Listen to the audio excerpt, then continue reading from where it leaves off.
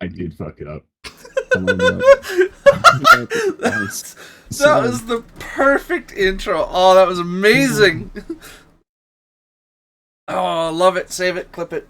We'll edit it in yeah, post. it all fell apart. It's fine. It's fine. Don't worry about it. I ain't worried about it.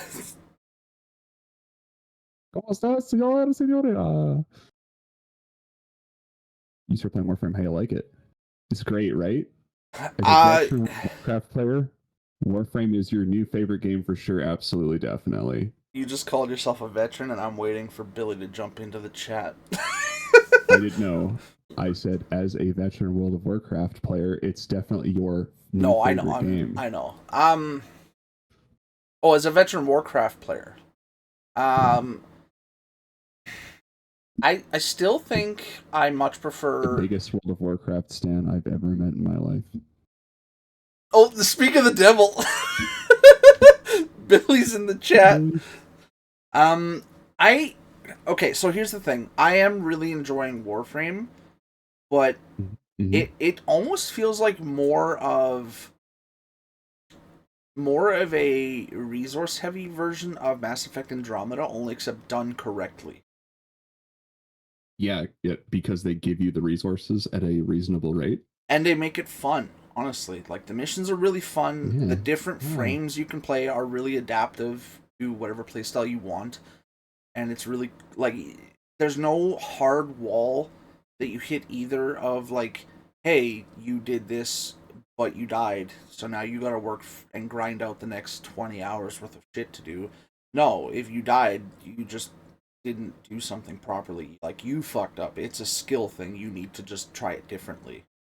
I think when comparing them, um Billy just said ask him again after Asked second me again after dream. second dream. Yeah, I saw Um that.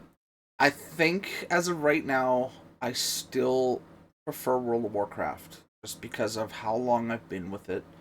Because like I've been with it since the start. Like I've played it since it came out when I was a kid, and it was what sparked my love of MMOs. Like that's why all of my free time is spent playing MMOs. Like now I'm playing Warframe, solo leveling. I've got Lord of the Rings online. I've got World of Warcraft. Like my offline fun times are spent in MMOs. That's just my thing.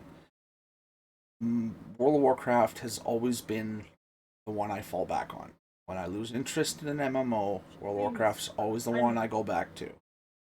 And so it's hard for me to just let that go and say, oh, yeah, I like this game more because in the moment, I am enjoying Warframe more than World of Warcraft for very different reasons. But if my likeness for the game ever falls off, like I go back to when you said when you beat the campaign the first time and started going back through it the second time, it just didn't have that special effect as going through it that first time, you know. And Billy agrees with you on that too. I Um, think most games have that. most games do, but for me, World of Warcraft is one of those games where it's been cool to experience the storyline with a different class every time. Because the thing I like about the World of Warcraft stuff is, for the most part, it is all the same across the races and the classes, but Yeah. each class has little things that make the story different, and it's been really cool getting to find all of those little things that are different across each class and race as you go through the story. But the thing I do like about Warframe compared to World of Warcraft is Warframe makes the main story a lot easier to like derive and follow, whereas World of Warcraft main story is like, hey, you need to go this way, but we don't know which way you're gonna go, so best of luck. And you hope that the 30 quests you just did were all pertaining to the main story, when in reality only two of them were, you know. And like there's a lot of backtracking with World of Warcraft, so you learn a lot of patience because the story's very drawn out. Like the story, it's not a different story through each expansion. It's just adding new areas, and the story, follows through into the next expansion. But it's very drawn out because the story still has no clear ending, right? Like it's still going. Whereas Warframe makes it very clear when you have finished a section of a game, that's the end of that storyline. And then Lotus is like, hey, here's your next one. Get ready to keep moving forward. So I think the storyline is a lot nicer in Warframe, which is what keeps drawing me towards it. And the side stuff has been really fun. I think what's making it really fun is it's a lot easier and more adaptable to play with friends than Warcraft is. WoW can be a bit of a trick playing with friends, and Stephanie can attest to that. But no, I right now I would say I'm liking Warframe more than Warcraft for different reasons. But the thing that's really going to be that deciding factor is like later on down the road. Like once I'm done the full storyline on stream, am I going to look at it and say, hey, I really want to keep playing this? Arrow. Or am I going to eventually go back to World of Warcraft? Because like it's not like I'm just giving up playing World of Warcraft either. I'm still playing World of Warcraft. But right now I'm choosing to play Warframe. Because I'm enjoying it so much. And like, you know, Billy just finally showed me the dojo, and Keeg had the extra resources and blueprint and everything, and he was nice enough. It was only 80,000 or 8,000 credits or something like that, and he gave me all of the shit for Goss Prime. So like that made me even more excited because I want Goss. So there's lots of things that Warframe does that keeps it fun and interesting compared to WoW, whereas WoW is one of those games where they look at their players and say, hey, you're playing this because you know what you want, you know what you're looking for, so we're not going to help you at all. Go find it. Best of luck. You need a specific resource to upgrade a weapon or, like, you know, upgrade your armor piece that you got so you can sell it at auction. Well, you're going to fight the same enemy 30 times just to get one drop. Whereas Warframe is like, hey, come on, we'll give it to you. Let's have some fun. So they're very good games for very different reasons. It gets easier to tackle the crafting with the Foundry once you have access to the entirety of the star chart. Because you start to learn, because like you've probably noticed it, the bottom right hand corner of your star chart, when you're looking at it, there's a little resource extractor, or let's say resource drones. It'll toggle out the Nora's Nightwave thing. When you hover over that, it'll show you the key 4 drops in common and uncommon drops for that planet. All of those nodes will always have those drops within them. Yeah, I did notice that when we were looking for like Rubedo, alloy plates, Orokin cells, stuff like that. So like that again, Warcraft doesn't tell you that. It's literally like, hey, best of luck, go find your shit. You just need to know where it is off of mental memory. Which I do, because I've played it so much. Like, stuff, it doesn't tell you that. You do have to start kind of looking it up. But it, generally speaking, it's pretty easy to find everything you're looking for as long as you have access to where it is. And that's the thing. Warframe makes the stuff that is normally... It up pretty well. It does, yeah. It makes the stuff that's usually ridiculously difficult in MMOs nice and accessible.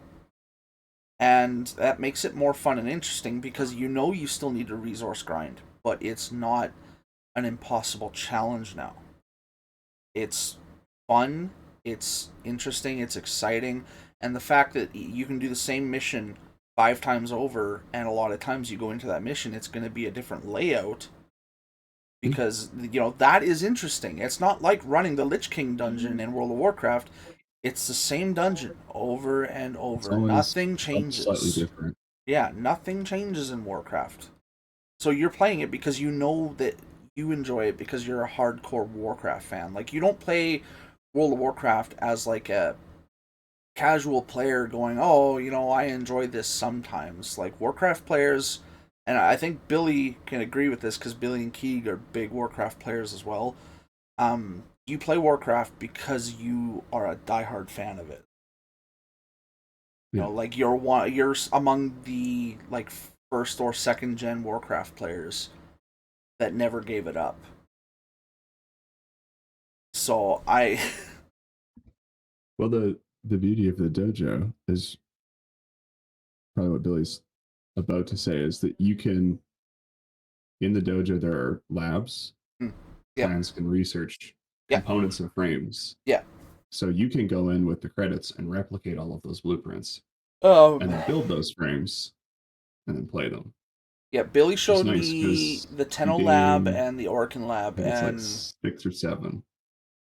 Yeah, pretty much for free. Yeah, I know in the Tenno lab right now, Billy's dojo has Volt, Zephyr, and Najah up. Yeah. And so yeah, you've got Volt, Zephyr, Neza, Wukong, and Valkyr. And yeah, just the ones in the display case were the 3 I named. Yeah. But if I was actually go into the menu for it, there would have been more. And then I think the Yareli blueprints are in the Vent Kids Bash Lab. I just got confirmation on that one. I love having people that are playing it right now sat there. And then Dagoth is obviously in Dagoth's Hollow. Right, but that is nice. I don't have to worry about Dagoth though, because she's already been built. It would be nice, wouldn't it? Yep. I spent a long time milling out the resource required, and then when you guys were talking about it today, I was like, what do you mean it gives you the components? And they were like, yeah, we thought it was the blueprint too. And I was just like, it wasn't just the blueprint. Oh, man. And of course the gift from Lotus missions are gone. Like they expired yesterday. Oh, yeah, they did. Like, no, literally, that was the last thing we did before we ended the stream, because Billy was like, oh, shit, these are about to end. We should do this. Yeah. So, yeah. There's lots of those where it's not always that good. Did you do the Star Days? Yes. From the Lotus? With the reactor and the Leon glyph? Mm-hmm. That's good. Always take a gander. Yeah, we did them with 13 hours left. That's pretty good. I usually take a gander, and if there's something in there that I want, I'll run it. Because before it was the Dagoth components complete, it was just the blueprints. And I ran those with Brad. And so Brad's got all of the blueprints, and he doesn't have the parts. Oh. He was like, oh yeah, no, I just gotta build those. And it was like, and so I walked him through how to buy the abyssal beacons to run that node. And I was like, now we have to get you to the planet that node's on, and then you can do those.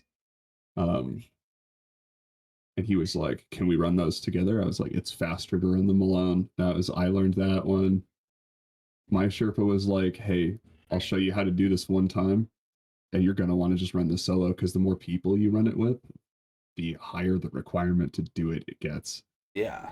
You have to go pick up this little like relic that alters how your game plays and run it to the extraction.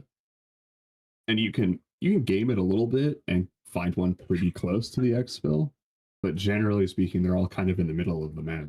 Yeah. And some of them slow you down. Some of them make your health drain. Some of them deactivate your shields. Some of them get rid of all of your energy. Yeah. Like, you just kind of gamble on which one you pick up.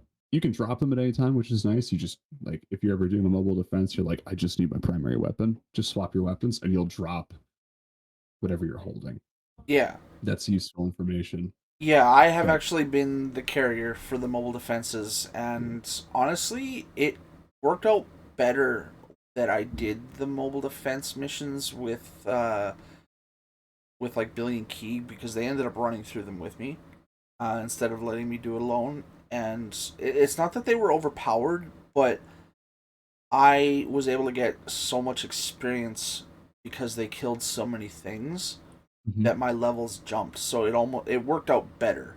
Yeah, but they are forcing me to do the mechanics. They made me carry it, they made me do it, and they pretty much just killed the enemies so that I could learn how to do it. But have you guys been making him scan the systems and the cryopods? I don't have a scanner. I don't know how. You don't have a codex scanner? Nope. Not yet. What? Oh no. That's like the first thing that the game tells you to do.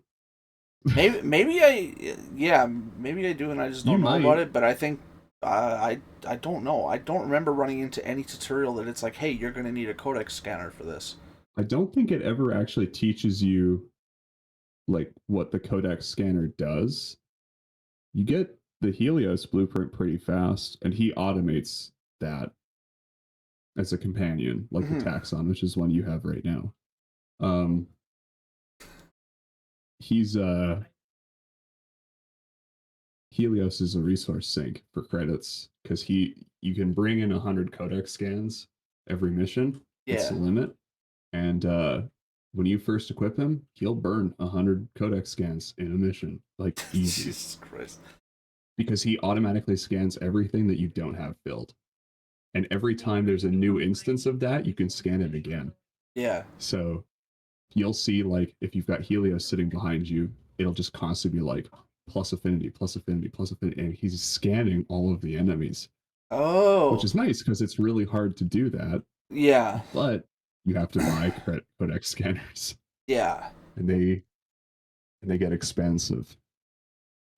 It's So like funny early actually. buying them and just bringing them in your gear wheel and using them yourself. I The do systems and I mobile defenses and the defense objectives can all be scanned I do multiple appreciate times. Billy saying he didn't want to toss too many things at me at once. Um, but that really makes me want to load up World of Warcraft and show him my quests for my Warlock, because I've genuinely got 28 quests going all at the same time. So when it comes to MMOs, I don't know why. I know I'm a fucking bungo dumbass with a lot of things, but glad you like that one. But when it comes to MMOs, my ability to multitask just shoots through the roof, and those quests that I have going in World of Warcraft are like just not a second thought to me. Like I just do them, and it's not a problem. And I will skip back and forth to do them if they're all in the same area. So like I'll have 5 quests ready to turn in, but I'll be doing 3 other quests at the same time, kind of thing. And Warframe seems easier to navigate that kind of thing because it doesn't allow you to get overrun like that with missions. Like they keep them in a separate the codex, right? They keep them separately. They're not on the side of your screen the whole time staring you in the face. And so I find that I haven't really felt overwhelmed at all with Warframe, which is making me enjoy it even more. Like Yeah, for all intents and purposes, I would say level of enjoyability with Warframe is right up there with my level of enjoyability for World of Warcraft. Like it's still too early to say which one I like more 100%, but I would say that they're I on. wouldn't. I wouldn't make you make that call. Well, no, because if I was to make that call, Um, I know who the winner would be for me. It yeah. it would still be Warcraft, but I don't think that's fair because Warframe still has a chance to grow with me. You know, like I still have a chance to keep going through it and grow, whereas I know what lies at the end of the trail that World of Warcraft has made up to so far. So I know what to expect. I don't know what to expect with Warframe, so it could either get really good and keep going and going and going for me, or I might get to something and be like, you know what, I didn't really like that. You know, that's the beautiful thing about getting to experience something new is you don't know if you're going to enjoy it until you give it a chance. there's see the beauty of you having played World of Warcraft a lot is that like the quest lines in Warframe that I think weren't that good are the ones that you'll probably enjoy. He doesn't even have all the hooks in them. So it's like I always found the ones where it's like go here, go here, go here, go here, go here, tedious. See, and I Like enjoy I that. wasn't a huge fan of Voxelaris because I didn't like having to come back and then run out and then come back And and then see, run out that's again my and then come forte. back. That's what I'm used to because how like I don't know how much of World of Warcraft you played back in the day because I know you've played it before, but it's been a Uh, long time. yeah, How there is tons of quest lines in each province of Kalimdor and like all of Azeroth and stuff and the Vashir and Northrend, Pandaria, like just in general the quest lines. You do a quest, you come back, get the quest like handed in, and then they're like, oh, by the way, I've got 2 more quests for you. Will you take them? You take them, you do them, you hand them in. Quest quest giver's like, oh, by the way, I've got one more for you. So like that's World of Warcraft is all about back and forth, back and forth. Mm-hmm. And so I just got used to it and I enjoy it because it's all open world. And like, you know, I'm a sucker for open world.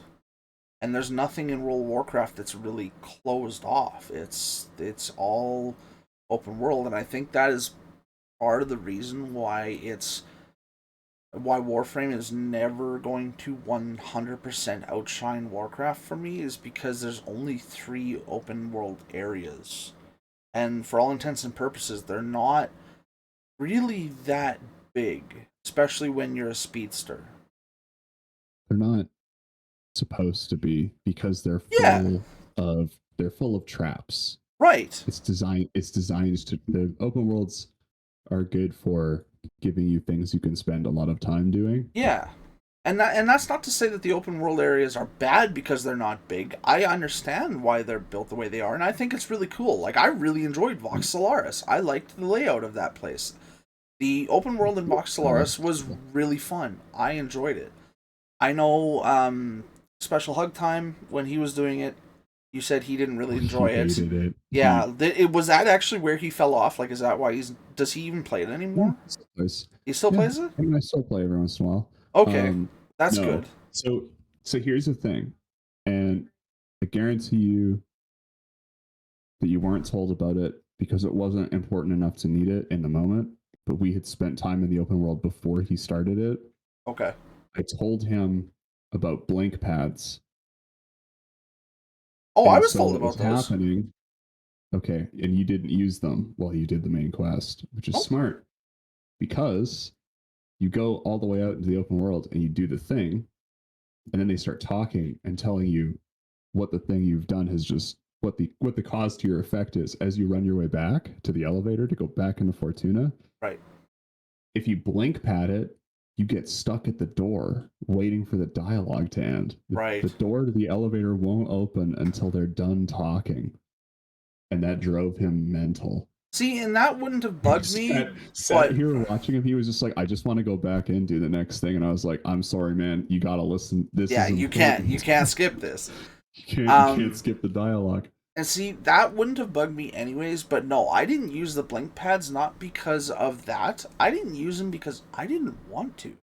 I saw the first one when I stepped out the doors the first time, and I was like, oh, that's what he was talking about. And I looked at it, and I was like, mm-mm. And I just started sprinting, because, like, I was still, like, I'm not going to say I mastered it, but, I mean, you and me played with Billy and Key earlier before the podcast here, and I think it's safe to say that my speedster ability, even though it's still just a basic volt, has increased exponentially from the first time we played it last week.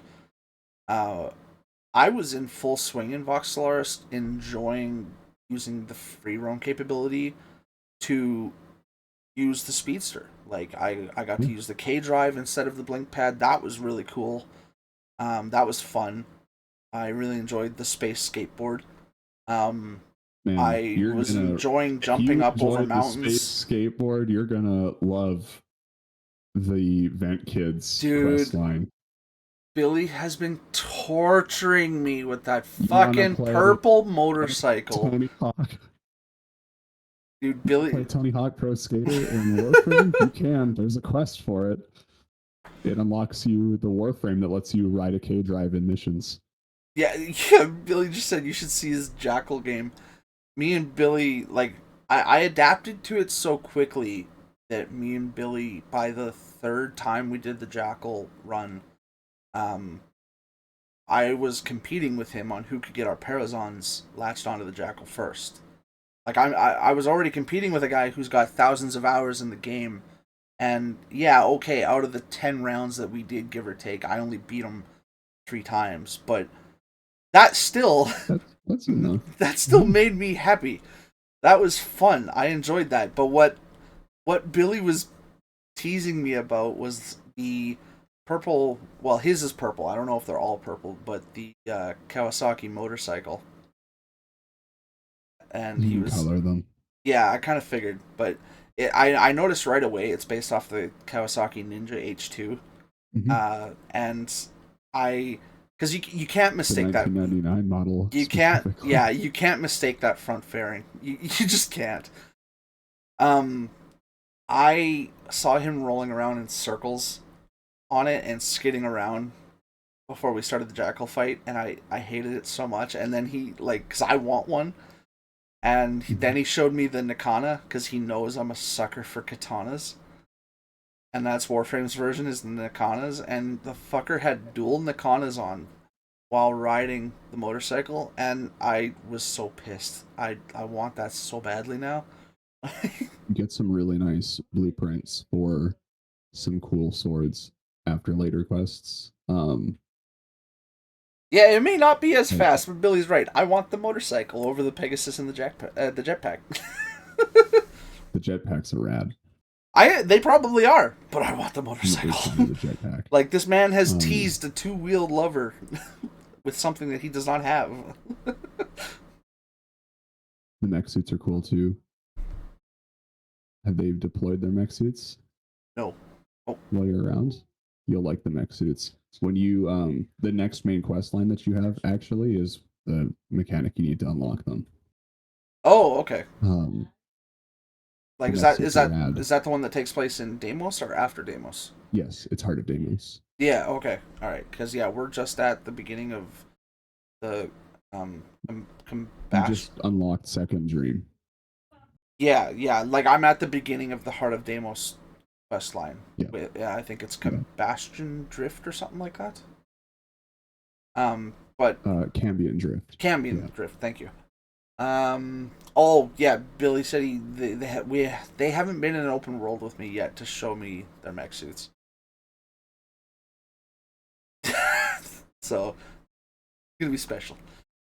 Because I know Deimos is also, oddly enough, where the third open world is. Because I know it's Vox Solaris on Mars, Cetus on Earth, and I'm drawing a hard blank on the name of the one in Deimos. But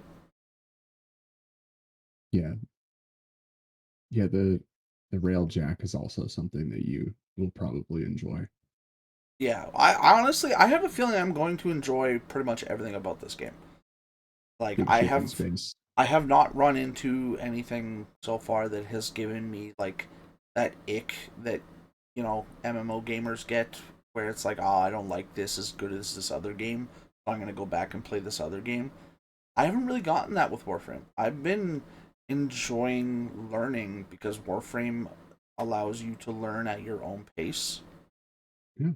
And it's been really nice. You know, Warcraft, I had to learn at their pace, and solo leveling makes you learn at their pace. Lord of the Rings Online makes you learn at their pace. Mecha Break makes you learn at their pace. Warframe is like, don't worry, we got you. And it's been... Your absolute hatred for Mecha Break is so fun for me.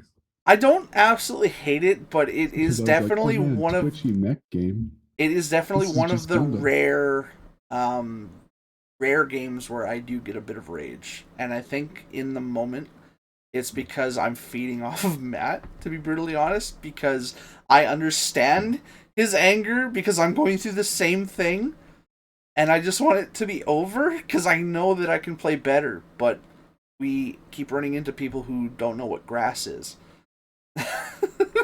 So... yeah, the mastery rank thing, but see, even there, that doesn't bother me, because I like the whole idea of an MMO having a system in place where you do a few things, and then it's like, okay, go take a break now, so that you don't get sick of our game, and come back in a little bit. You know, because I've actually done that, where I've worn myself out on Warcraft. I have played it for 10 hours straight, multiple days in a row, like where I basically slept, got up, sat at the computer, played Warcraft, gone to bed, got up, played Warcraft, gone to bed. Like, that was my rotation for like a solid week. And after that week, I was genuinely sick of playing World of Warcraft. I didn't load it up for almost 6 months because I was sick of it. Warframe doesn't force you, because there's always something to do. In a resource grinding game, there's always something to do. But with a lot of the main stuff that allows you to like actually move forward in like the proper direction of the story, it says, hey, you're not gonna get overloaded here because you're gonna do this, and then we're gonna put a short timer on it so you can take a break, come back, we'll see you in a little bit. And I think that's really cool. I think more MMOs should do that because MMOs know how big they are. That's the point of an MMO. But they don't give you any like timelines or breaks. They're just like, hey, if you want to play until you're sick of it or you want to ruin your life, because like how many stories have there been of people who have lost their jobs, have lost their homes from lack of money, have lost their girlfriends or their wives or their kids because they've spent too much time on video games. Like I actually did a report about this when I was in school because we were told to talk about something that is like a problem, and that's what I chose was the problem of video game addiction. And a lot of those video game addictions are related to MMOs. And a prime example is Henry Cavill. He almost missed the one of the biggest box office deals of his life with Superman. And what was he doing? He was doing a raid on World of Warcraft. Like, that is the prime example. Now, is he the king of all gamers? Yes, because he's extremely handsome. Fucking dude deserves the Sexiest Man of the Year award. And he, like, plays tabletop games. He's doing the Warhammer 40k series with Amazon right now. And he's Superman, one of the greatest superheroes of all time, you know, in all perspectives. And that's what happened. He almost missed being that person on screen for us because of his video game addiction. You know, and a lot of people look at it as, oh, that's cute, that's cool, that's funny because he's rich. It's not going to hurt him in the long run because he was still famous. But the point is that he almost missed a, what was it? It wasn't in the billions, but like a multi-hundreds of millions dollar deal because he was addicted to World of Warcraft. So I like the fact that Warframe puts a timeline on it because it allows you to experience the full story at a rate that is not obsessive, you know? And then when you do hit that point of like doing the next section of story and then the game is like, oh, by the way, here's your timeline for your break. You know, come back in like 8 hours or so, or however long it puts your, you know, your stuff on lock for. You're sitting there the whole time obsessing over what is happening next. So you go through, you play it, you wait some more. It's like reading a book because you don't read a book all in one sitting, right? And a lot of times when you read a book, well, exactly, right? Yeah, I don't know what you're talking about. But when you read a book, you stop intermittently because you've read for like a solid 2 or 3 hours in the day if you have that much time. And then you leave it for a couple days and come back to it. But a lot of times people leave their book at a point that's vital to the story, like right at the build-up or right at the peak, right? And as soon as they pick it up to read it again, they turn a couple pages and boom, everything's right there. And they're like, oh shit, this was what I've been waiting for. You know, that's the feeling I get with Warframe. Is like when you watch a Netflix series that isn't done yet, like Splinter Cell Death Watch, and there was only 5 out of the 8 episodes out. You binge watch the first 5 episodes to get caught up to current, and then you're sitting there like, okay, when's the next one? When's the next one? When's the next one? Like, that's, you know, how I am with Bleach 1000 Year Blood War. I'm waiting for fucking June. Yeah, exactly. I'm waiting for June so hard to see if they finish 1000 Year Blood War properly. I binge watched all 40 episodes, and now I'm sitting here like, come on, come on, come on. Like, that's what Warframe gives you. That's the feeling it gives you. It gives you that excitement without any of the, like, aggressive overplaying. Yeah, makes you want to come back. Yeah. That return factor, that wow factor. Incentive. There's always a little bit more. Exactly. There's always that incentive. And I really am enjoying that about Warframe. You look like you're having some problems, dude. Your back is fucked up. Pretty good. Do you want to play a fun game? I'm so glad I got on tape that at present you're enjoying Warframe. as much, if not more, than Warcraft. We got that on the record. When I post this as a VOD on YouTube, this whole section's gonna be gone. So at family dinner on Monday, let's hold on. Where do I start? I made dinner for the house on Sunday. Uh-huh. And afterwards, I remembered a feller still had some coupons for a sweet treat. Okay. So we opened up the website to view the menu. Let's see what sweet treats are available to us in this moment. I'm assuming DQ. And yep. And so we discovered that the descriptions used are wild. One of them was described as cloying. As what? Cloying. And I'm here to tell you it was delicious. But the next day we went over to old Grandpa Steve's for the family dinner, and my boy decided it would be a fun thought exercise to read Grandpa Steve the first paragraph of a description of a sweet treat and have him guess the flavor profile. And I've never watched my dad think so hard about That's actually sounds like a really fun game. So there's a new one here that was not on the menu. Oh no, this one was on the menu. There isn't one that wasn't on the menu when we did this originally. Don't look at the website. On my left screen, I have us on Discord, and on my right screen, I have OBS. That's all I got. Also, hi Blue, it was fun to watch you get whooped in Bleach. That was really funny for me. You're just saying that now. Hey, Avrix. Sorry, your comment kind of slipped in there with the Warframe chat. So, are you prepared to begin the guessing game? Oh, I see Bloody Cactus is also watching. Hey, Bloody! Yes, I am. Proceeds to pull out phone. This is a decadent dessert fusion. Your favorite coffee house indulgence just got a whole lot cooler. Oh, and then they say the flavor right there. Okay, I'm gonna skip that bit. Fucking idiot! Already fucked it. Guess the flavor. It's decadent coffee. What is it? Wow, this one's terrible. Hold on, I gotta find a different sweet treat. Oh my god, this is amazing. And that's how the game ended, folks. Should I just do the blue one? The blue one. It's not there anymore. That's what I'm saying. Is it cotton candy? Is it bubblegum?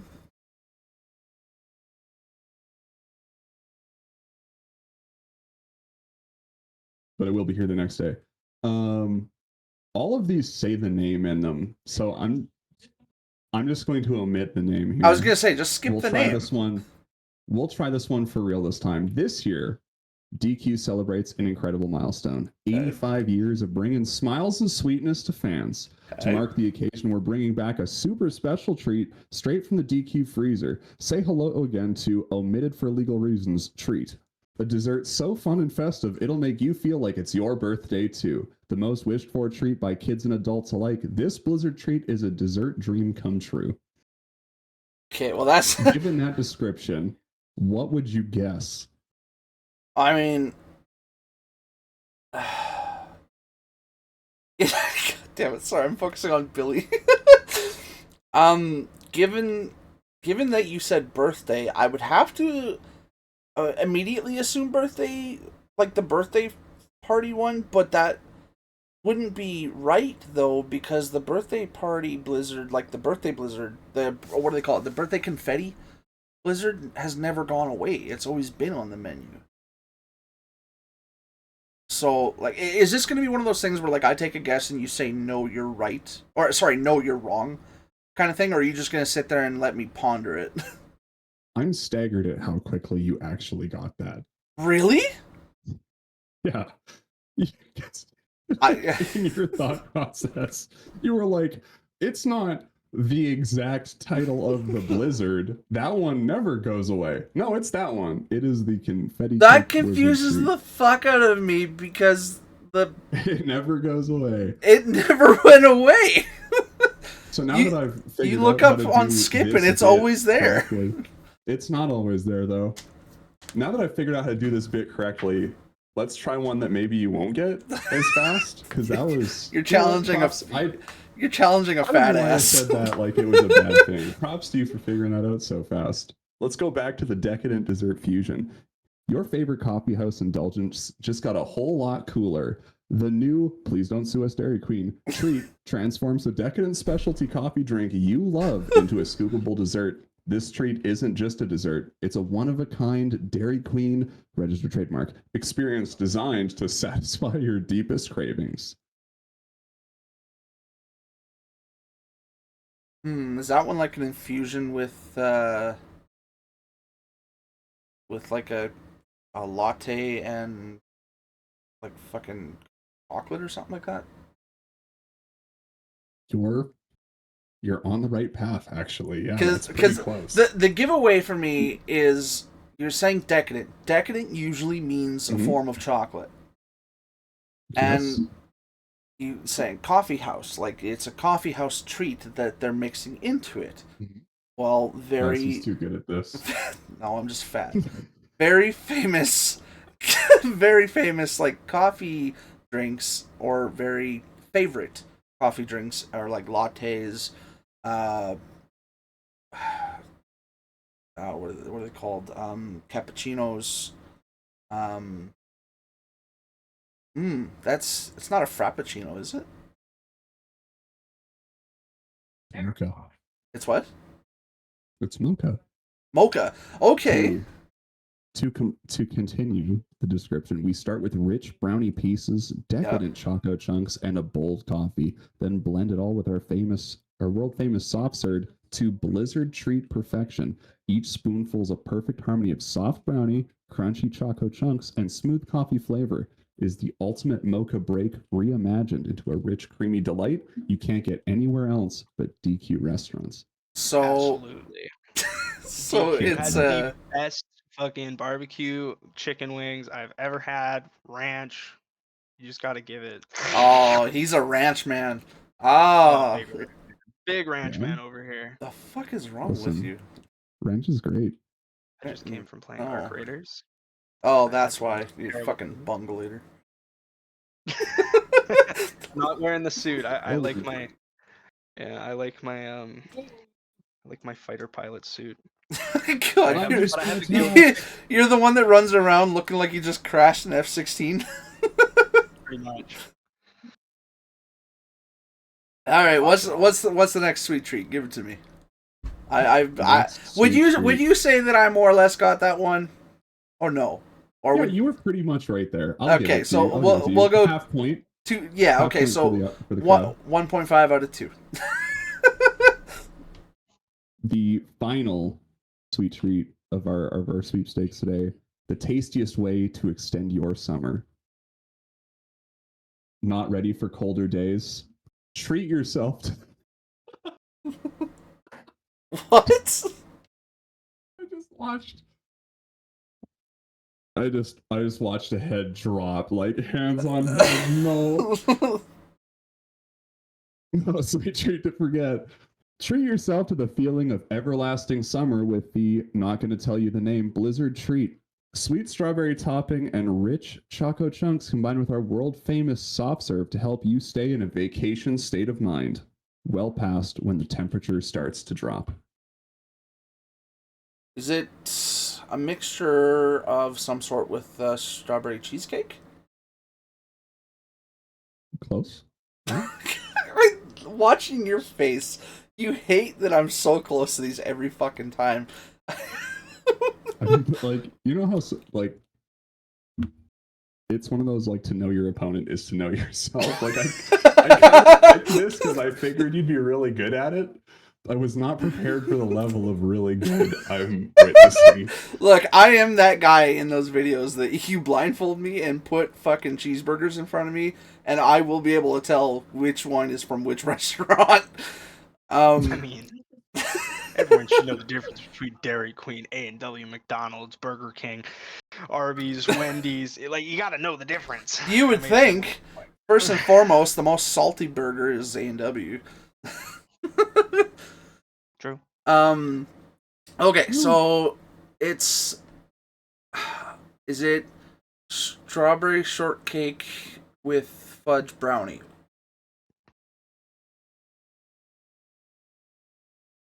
Not brownie. Okay, so shortcake is correct. It's no. Or sorry, no, cheesecake. Sorry. Is it? Wouldn't be cookie dough.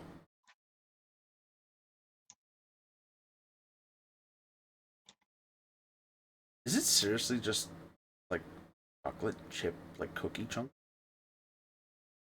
It's choco dipped strawberry. Oh, so it's just choco dipped strawberry. Yep. Just that simple. Why the fuck does it have? You said there was graham crumbs in it, or like a layer of graham crumbs or something like that. Read the description again. Read the description again. Hi, Captain. Not ready for colder days?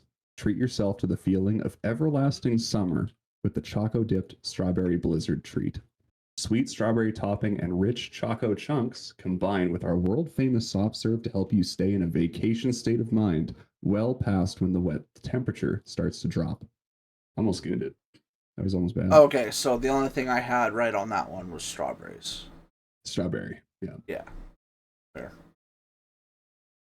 The thing that we were laughing about, and like the reason why this became a thing that we made my dad do, was because it's funny how like weirdly they write this. Yeah. And they really go out of their way. It's non-relative to what the actual item is. Yeah. Like how no matter what time of year it is, let Choco Dip Strawberry Blizzard Treats juicy strawberry flavor transport you back to sunny days on the beach, minus the sunburn. Yeah, I'm sorry, but I don't imagine like it's how it's ice cream good. Yeah, ice cream good. Like I don't care what kind of topping is on the ice cream. If I'm strong together, if I bite into a fucking spoonful of Blizzard at -40 on January 5th, I'm not gonna immediately go, oh yes, that day I was at Bare Ass Beach on June 27th. Yeah, like what the fuck. Not every food item ever sold is Ratatouille, all right? It would only be that way if it was Ratatouille making it. But then we'd have health inspectors. The sales.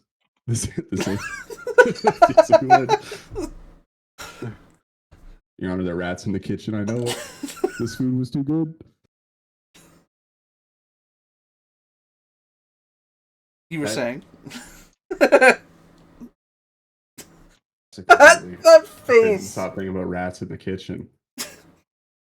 Rats in the kitchen in the silver spoon.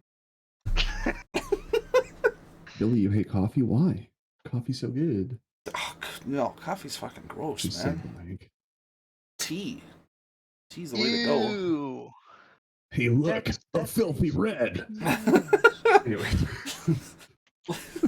I will dump the fucking crates in the Boston Harbor again, you bitch. That was tea. Yeah.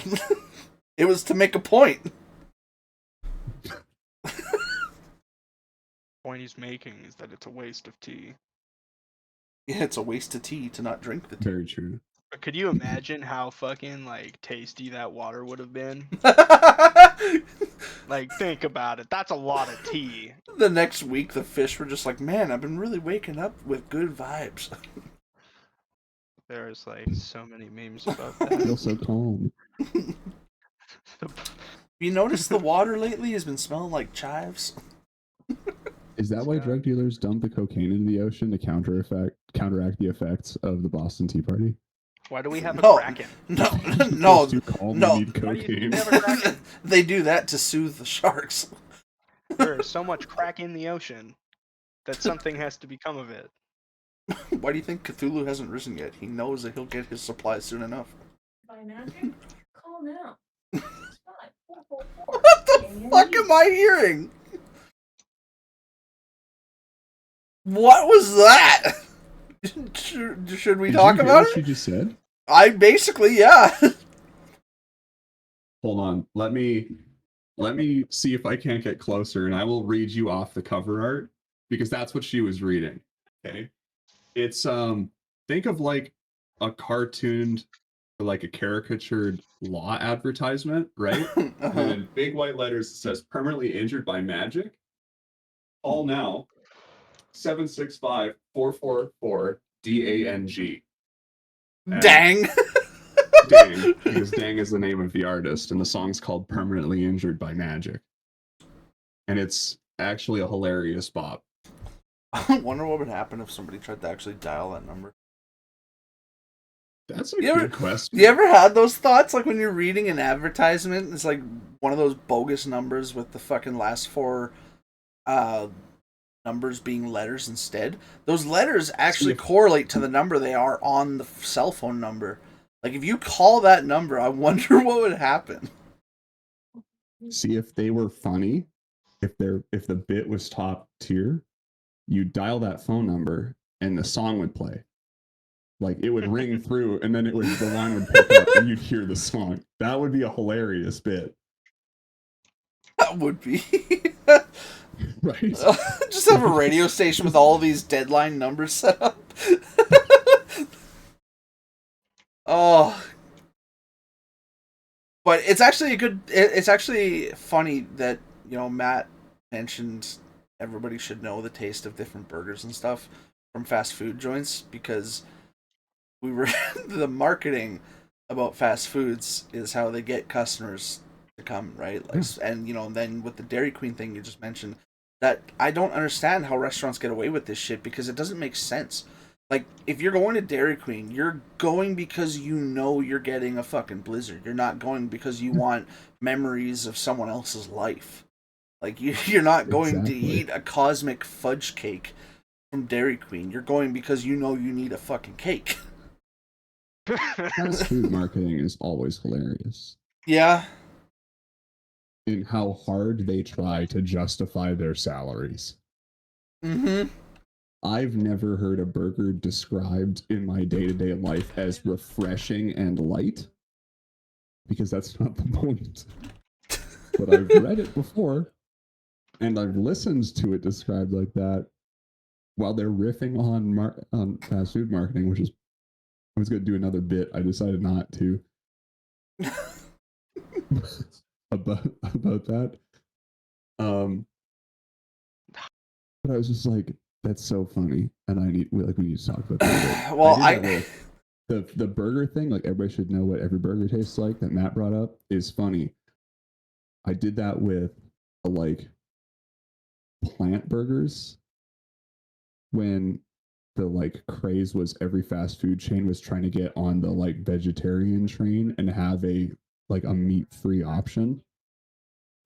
Let me tell you, never tried the fat burger one. It's just a salt stick. It's fun. Okay, fat burger. Fat burger for me wasn't so much salty as much as it was picking up a soup of grease. Like, I don't want to. The whole point of making a smash burger is so that it's not that. And like, if I wanted that much grease in my sandwich, I would have went and made a steak sandwich. I don't want, when I'm done and I look down in my basket container, that little plastic basket they give you with the wax paper in it, I don't want to look down and be able to pick up the container and slosh the grease. Like, that's fucking disgusting. Especially for the favorite part. Fucking, like, you look at that and you go, diabetes. When you look at the bottom of the bag as they slide it across the counter to you and wonder if the bag's going to make it back to your car, and if you want it to make it back to your car. Fat Burger really tried to emanate every fast food bag from the 70s. Like, every movie you watch that's based in the 70s, whether it's a pizza guy or leftover burger or whatever, the leftover brown bag always looks wet on the bottom.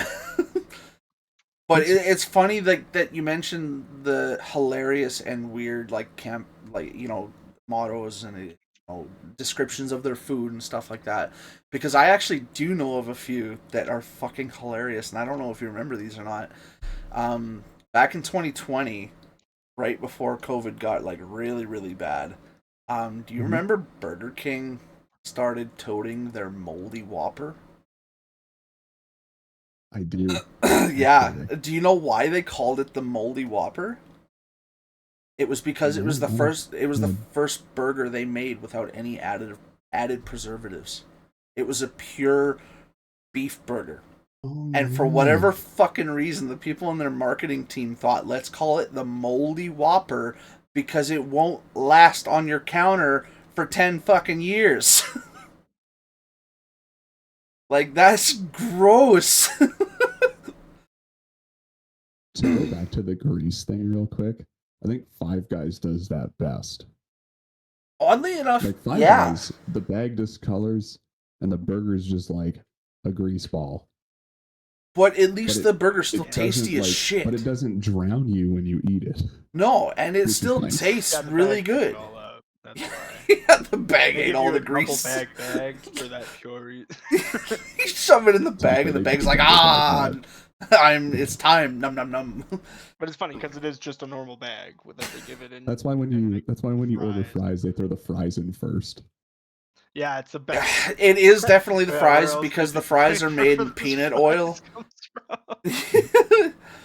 Yeah, like fucking literally. Oh, you asked for a small? Here's half a bag of fries. Like,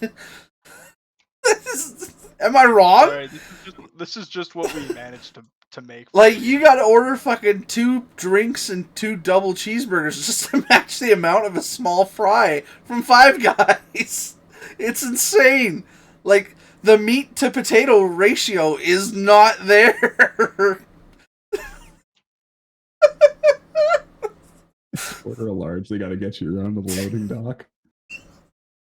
I remember the first time I went to Five Guys and they literally pulled out a fucking container that was about the size of a KFC chicken bucket.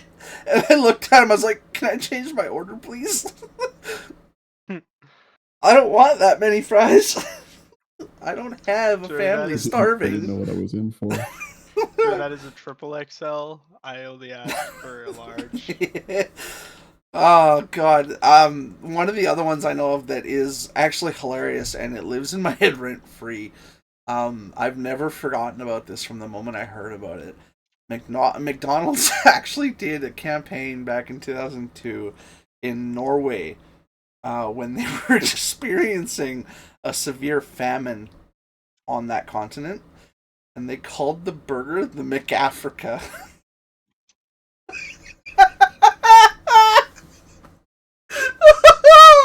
Fuck! Oh, it never gets any less fun. It never gets any less funnier to think about. They went to a fucking continent that was experiencing a famine and called it the McAfrica. Oh god.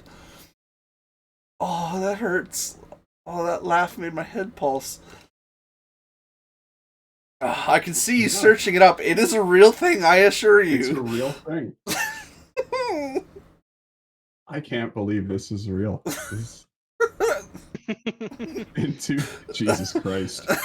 In 2002, in Norway and Denmark, McDonald's released a limited-time hamburger that they dubbed the McAfrica, which generated significant controversy and negative press.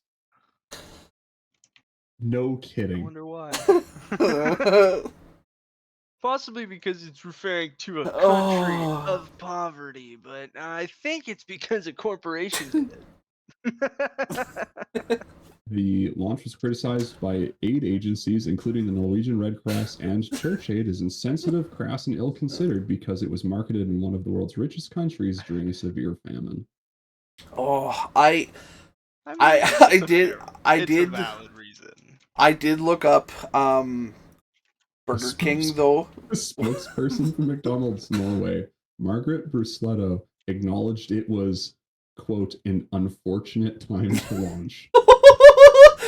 When would it ever be a fortunate timed launch to call a burger McAfrica? Yeah, hey, but I don't think that one gets better. Hold on. Despite initial backlash, the burger was briefly relaunched in 2008 to coincide with the Beijing Olympics. Why?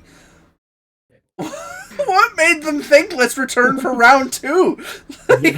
Okay, but the question's been asked. What was the flavor profile for the McAfrican? Jesus. Would it just be like a form of sloppy people joes, need to know. or was it just 2 buns with a bit of sauce on it? Just a picture of air. Fandom.com's spot on this. McDonald's did not withdraw the burger despite initial backlash, instead offering it until September of 2002, just as planned in its campaign. However, as a conciliatory gesture, it allowed aid agencies to put up posters and donation boxes in McDonald's restaurants where the McAfrica was being sold. But what was the flavor profile? Some buns and dirt. I don't know about that one. Yeah, you're right. They probably wouldn't even add the bread. So what was the flavor profile? The sandwich. Well, we're gonna have to infer that one a little bit. The sandwich's ingredients were beef, cheese, tomatoes wrapped in pita bread. McDonald's claimed it was based upon an authentic African recipe. Okay. So, okay. I mean, to be fair, they kind of do that now. They just aren't oblivious about it, I guess. Like, I want to know how that passed the focus group. Like, they would have tested that with people. Where did they test that? It was marketed as part of an exotic food series. Yeah, you really went exotic. You chose the fucking country that barely has anything. Exotic African sauce, which was just a mixture of curry, mayonnaise, and chili powder. That sounds good.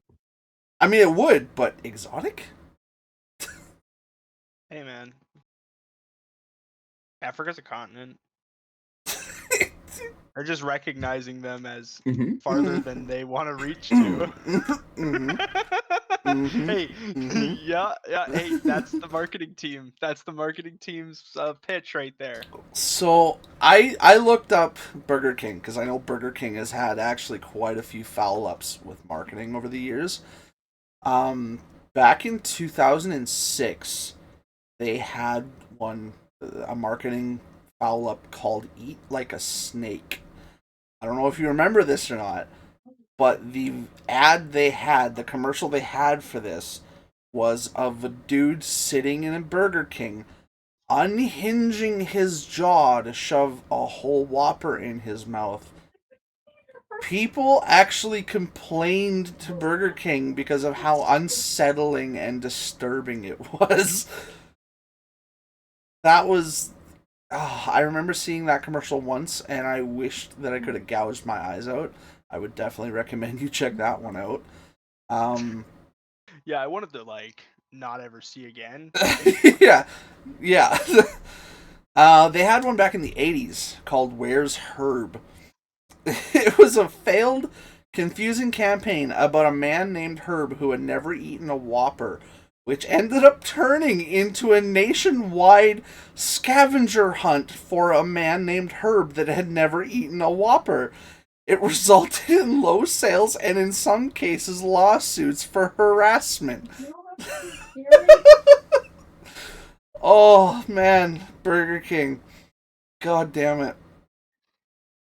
And then, I don't know if you remember, do you remember the King from Burger King when they used to do the commercials with the King? Yeah. I remember the King. Do you remember their commercial that got banned?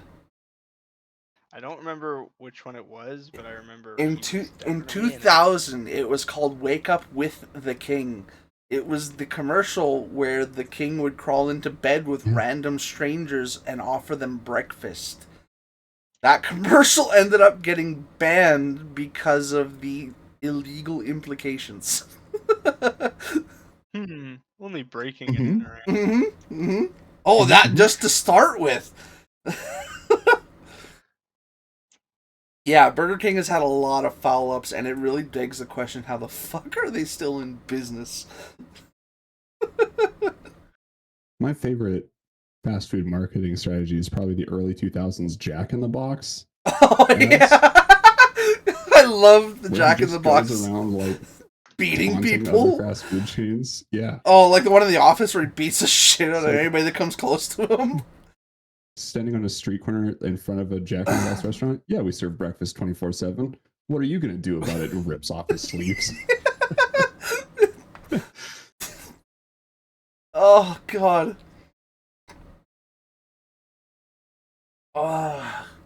There was another one.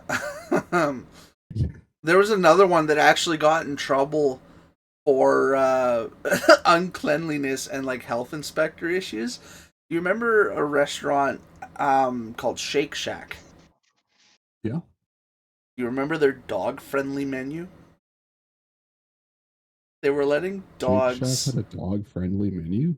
They were letting dogs in the restaurant, and health inspectors came by and saw it, and they were like, okay, you're done. That feels like a marketing ploy and thing that was like 15 years too soon. Yeah. Yeah. Like, they just missed the window on that. They did miss the window on that. I will give you that. I feel like a fast food chain to come out and be like, we're offering a dog-friendly menu today would be heralded as a hero of the people who have service dogs, because now they have somewhere they can go and eat where they can bring their service dog inside, for sure. Like, that's absolutely how that would play out. Oh my god. Okay, right? There's another one. I'm looking at the worst campaign ideas of all time. This one actually ended up in quite a few lawsuits, and in some cases people were actually hospitalized because of it. There was a restaurant in New Zealand called Hell Pizza, and they had a pizza challenge called Pizza Roulette. They wanted to gamify their marketing efforts with this Pizza Roulette challenge. They started it back in 2012 and involved putting a few drops of a 2 million Scoville hot sauce on a random slice of pizza with each Pizza Roulette order. People quickly flocked to try it, but people were not expecting that, because at the time that they started this, they were not telling people what they were doing for the Pizza Roulette. It was just thusly named Pizza Roulette. So when people bite into it and find hot sauce, especially a hot sauce like that, it gained a lot of social media coverage in a negative way. I don't know about you, but if I bought a cheese pizza, and I'm an avid lover of cheese pizza, and I bit into one that was so bad that it burned a hole in my throat, I would probably beat the owner to death. I would do a chicken sandwich and that motherfucker's cake someone's meeting. I will send you to Jesus. I'm not sure if these would be, I guess technically they'd be contests, not marketing, but they definitely worked as marketing for the companies. Done 2 now. So the first one was the Caveman Challenge, Caveman Pizza Challenge. Right, I believe I've heard of this one. Yeah. When I did this. Yeah. So while we were in trade school. Yeah. Just remember back to a time. Right. Yes, you did that with students. Wasn't Dahlia part of that? Yeah. And our boy Dolch. Yeah. Had the genius idea that we could eat a ton of food for free and potentially win tickets to Spring Invasion if we could eat more pizza than the other guys. Right, it was a competition. It was a competition. So we entered as a joke, and then we were selected to compete. And the rules stated you could bring 5 people, and you had to eat as much pizza within the allotted time as you could. But you couldn't, you can't go throw up. If you go throw up, you're out. You can't keep eating, obviously. Right. We're not encouraging eating disorders. And like, that was kind of like the only rule. You could drink whatever you wanted in advance. You could you could have beverages like they would. Yeah, you were just allowed, be like, a certain genuine amount with the of things. competition. Yeah, just try to eat more than the other team did. And we showed up with 4 guys, and they showed up with 5 giant dudes. They thought ahead. They thought ahead. This was like the owner of a small town bar called in, and they got picked to be the other team. Oh. And I remember driving there, and Dolce was like, yeah, hey, they're going to call me. I get to talk shit to the other team before we get there. And I was like, hey, maybe you shouldn't. We don't have a full 5 guys to do this. It's not And a good idea. No, I'm going to talk mad shit the whole time. And so he gets the phone call. One of our other buddies is in the car with me, and we're driving to the cave actively, and they're playing it on the radio because it's like the lead up to the caveman challenge. And he's sitting there, he's like, yeah, we're gonna eat way more pizza than them. They're gonna be so under the table, they don't know where they are. We're gonna show them what's up. And I'm like, oh dude, we're gonna die. Like these people, I don't know who we're gonna go up against, but they're gonna show up and they're just gonna beat us senseless before we even see the pizza. We get there. It's these 5 small town, like burly farmer dudes. They've been eating professionally their whole lives, you could tell. Yeah. And so the 4 of us, hungry students, absolutely flounce them. The whole time, by the way, these guys heard what he said over the radio. And so they're sitting at the other table, they're chirping us. They're like I order a beer. They're like, oh, you don't want to do that. That beer's gonna fill your stomach. You're not able to eat anymore. I was like, yeah, whatever, man. Like, I'm just here for the food. Don't worry about me. the meal is free. So big odds. And they're sitting over there, and they've got like their wives and their girlfriends, and their wives and their girlfriends like, yeah, drink room temperature water so it doesn't shock your system, and all like these like pro eater tips. I don't know. I'm just here for pizza. Stuff. I'm just here for pizza. Then we dusted them, and that was the first like marketing campaign for food that I ever wound up competing in. The second one, do you remember when Hudson's did their like extremely hot wings challenge, where you could win free wings for a year if you could finish this like plate? And I can't remember what it was, but the Scoville rating was like somewhere around 1 million Scoville for the dish. Yeah. And it was a pound of wings. And this was another one where the Dolce himself entered us and then called me up. Seems like he gets you in a lot of trouble. You gotta know a guy sometimes. And so we get there, and it's late, and this Hudson's is, or not Hudson's, it's the bar downtown. We went there for your sister's birthday. Oh, was that came for her birthday? Is that Canadian Brewhouse? No. Nope. It doesn't really matter. But we get there. This place is packed. There's like every table is full. Everybody's here to try this challenge because it was open. Like if you called in and entered, you got a free round of drinks. Was it? Plus, you got like a main. Yeah. And so we got there and we got our food. And like they were like, you want to order your food before or after? And I was like, let me do it after. And they're like, do you want anything to drink? I was like, give me a beer and a water. Those feel like safe bets right now. You were right. It was Hudson's. Yeah. Okay. So it was. So they sit you down at this table, and there's 8 people, 2 groups of 4 at the same time. And they just start the timer. You have to sign a waiver. That was like danger point 1. It's like, maybe this isn't for me. I can't. I shouldn't be here. I can't. The feller has issues with mayonnaise sometimes. I was gonna say, I vividly remember how you reacted the one time you had a sub from Subway. You guys watched me sweat. Yeah. Eating a sub. Okay. There's the tolerance for spicy food is 6 feet under on this operation. Fuck, I would have loved that spicy food challenge.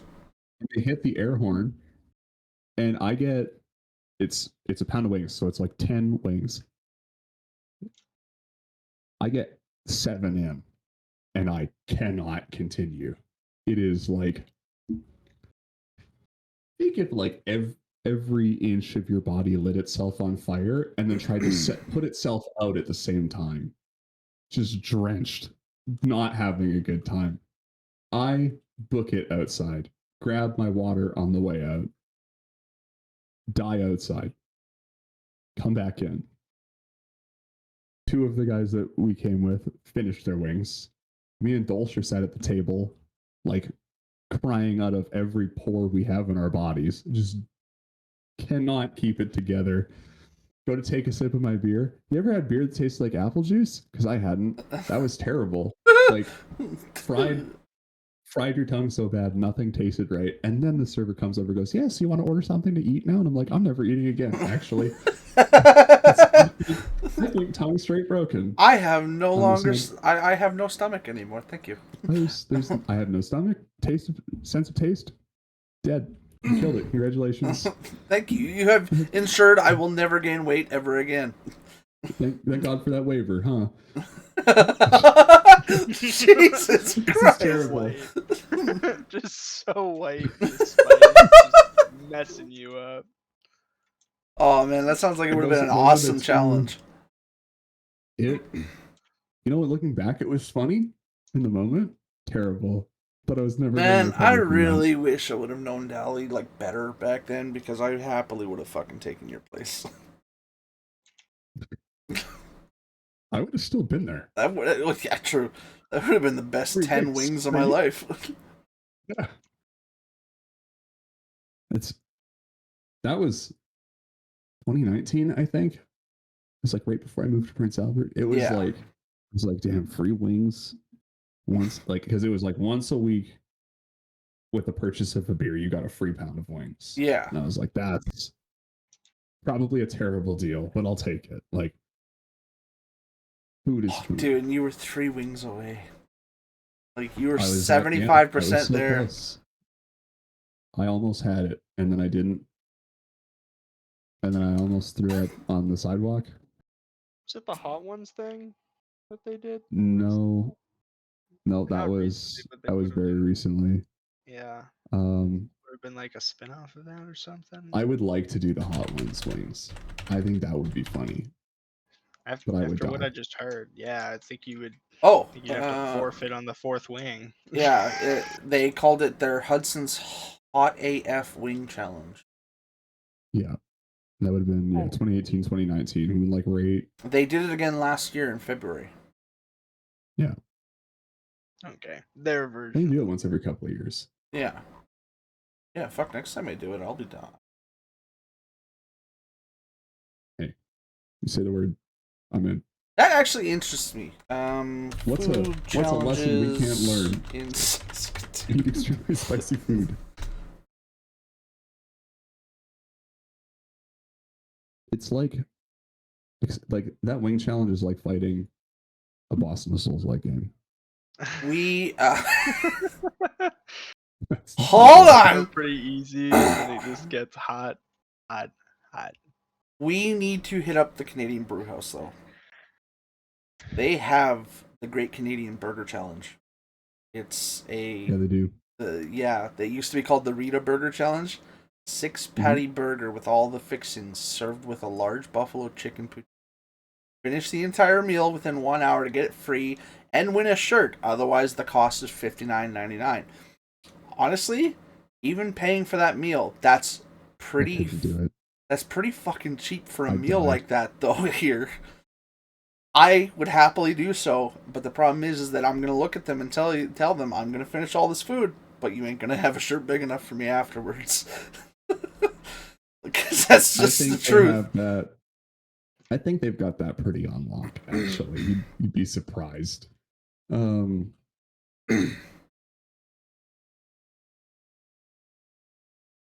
don't do the food competitions anymore. I can't do that. I can't eat super spicy stuff because I just disintegrate into puddle. Then Chris dead. That's no good. Chris and dead. I can't Chris eat bad. a ton Because then I get sick. Oh yeah, you can't eat a ton, huh? Yeah, what was fucking Yip Hong's then, asshole? A gross overestimation of my abilities once again. Did you ever tell Matt about this? What'd you do, Chris? Good, I'm gonna tell him. We went to Yip Hong's for some dim sum because I had never been before. And this guy shows me the menu on his phone, says order whatever you want. This is how it works. It's like all appetizers. That's dim sum. I ordered $20 worth of food thinking, okay, I might have gone a little overboard. This dude takes his phone back, turns the menu around, looks at it and goes, alright, let me see. Does the old man huff? And I see click, click, click, click, click, click, click, click, click. Next thing I know, the value of the meal has gone from $20 to $100. Mm-hmm. This man ordered $80 more worth of food. They had to wait for us to finish some of the plates before they could bring the rest out. There was no room on the table. Chris, did you go overboard? Yeah. Enough food for 4 people. There was 2 of us at the table. Yeah. And then you waited until all the food was finally out for you to look at me and say, oh, by the way, if we don't eat more than half, they will charge us more. Well, now we have to eat. So, by the way, this is on you as well. Yeah. So I made damn sure I actually ended up I had to fucking undo my jacket halfway through the meal because my jacket got tighter. When we were leaving, that they changed that policy because they let you take it home now. Yeah, well, that would also explain why that Asian lady walked out the restaurant with her pants undone when we sat down. She probably didn't know about that rule change either. Yeah. I remember you got in your truck, undid your pants. I got in your truck and said, we need to drive now. I don't think, even with my broken legs, I don't think I have waddled faster up those front steps to my house. And I literally, I kicked the cat out of the way, threw my clothes at my kid, I fucking clotheslined her, and I literally was like that meme, move! Nothing was getting in my way. I was ready to pull whoever was on the toilet off so I could use it. Once the train leaves the station, there's no stopping it, alright? I think the scariest part, though, was the fact that you messaged me almost 2 days later and said you still hadn't gone. I feared for your life on that one. Me too. It was not good. It was a lot of food. That was a lot of food. Oh, man, you fought for your life the same way you fight for your life in Souls games. That is for damn sure. Right. Yeah, I'm terrible at them. And you keep playing them. I used to be bad at them, but now that I've got the mechanics down and I know like each one depends on whether it parries, blocks, or just dodges. But the same 3 rules apply. So once you figure out which one the game is heavy on, then you can rely on that skill and you're good. Some people just can't grasp that logic though. And I think the reason why it's been so easy for me is think about which Souls game I started my Souls career with. Lies of P. Lies of P. Yeah. Lies of P, up to date, has been voted the most difficult Souls-like game ever. There are some professional streamers out there who still haven't beat the DLC for it. Whereas I have beaten the DLC 4 times. I've beaten the base game 7 times. I am in new game plus 8 in Lies of P. I have almost 10 days in that game. So, thinking of it that way, going to Dark Souls, which is by all intents and purposes the most popular Souls-like trilogy of all time, but that doesn't mean it's the most difficult. No. Especially not compared to Lies of P.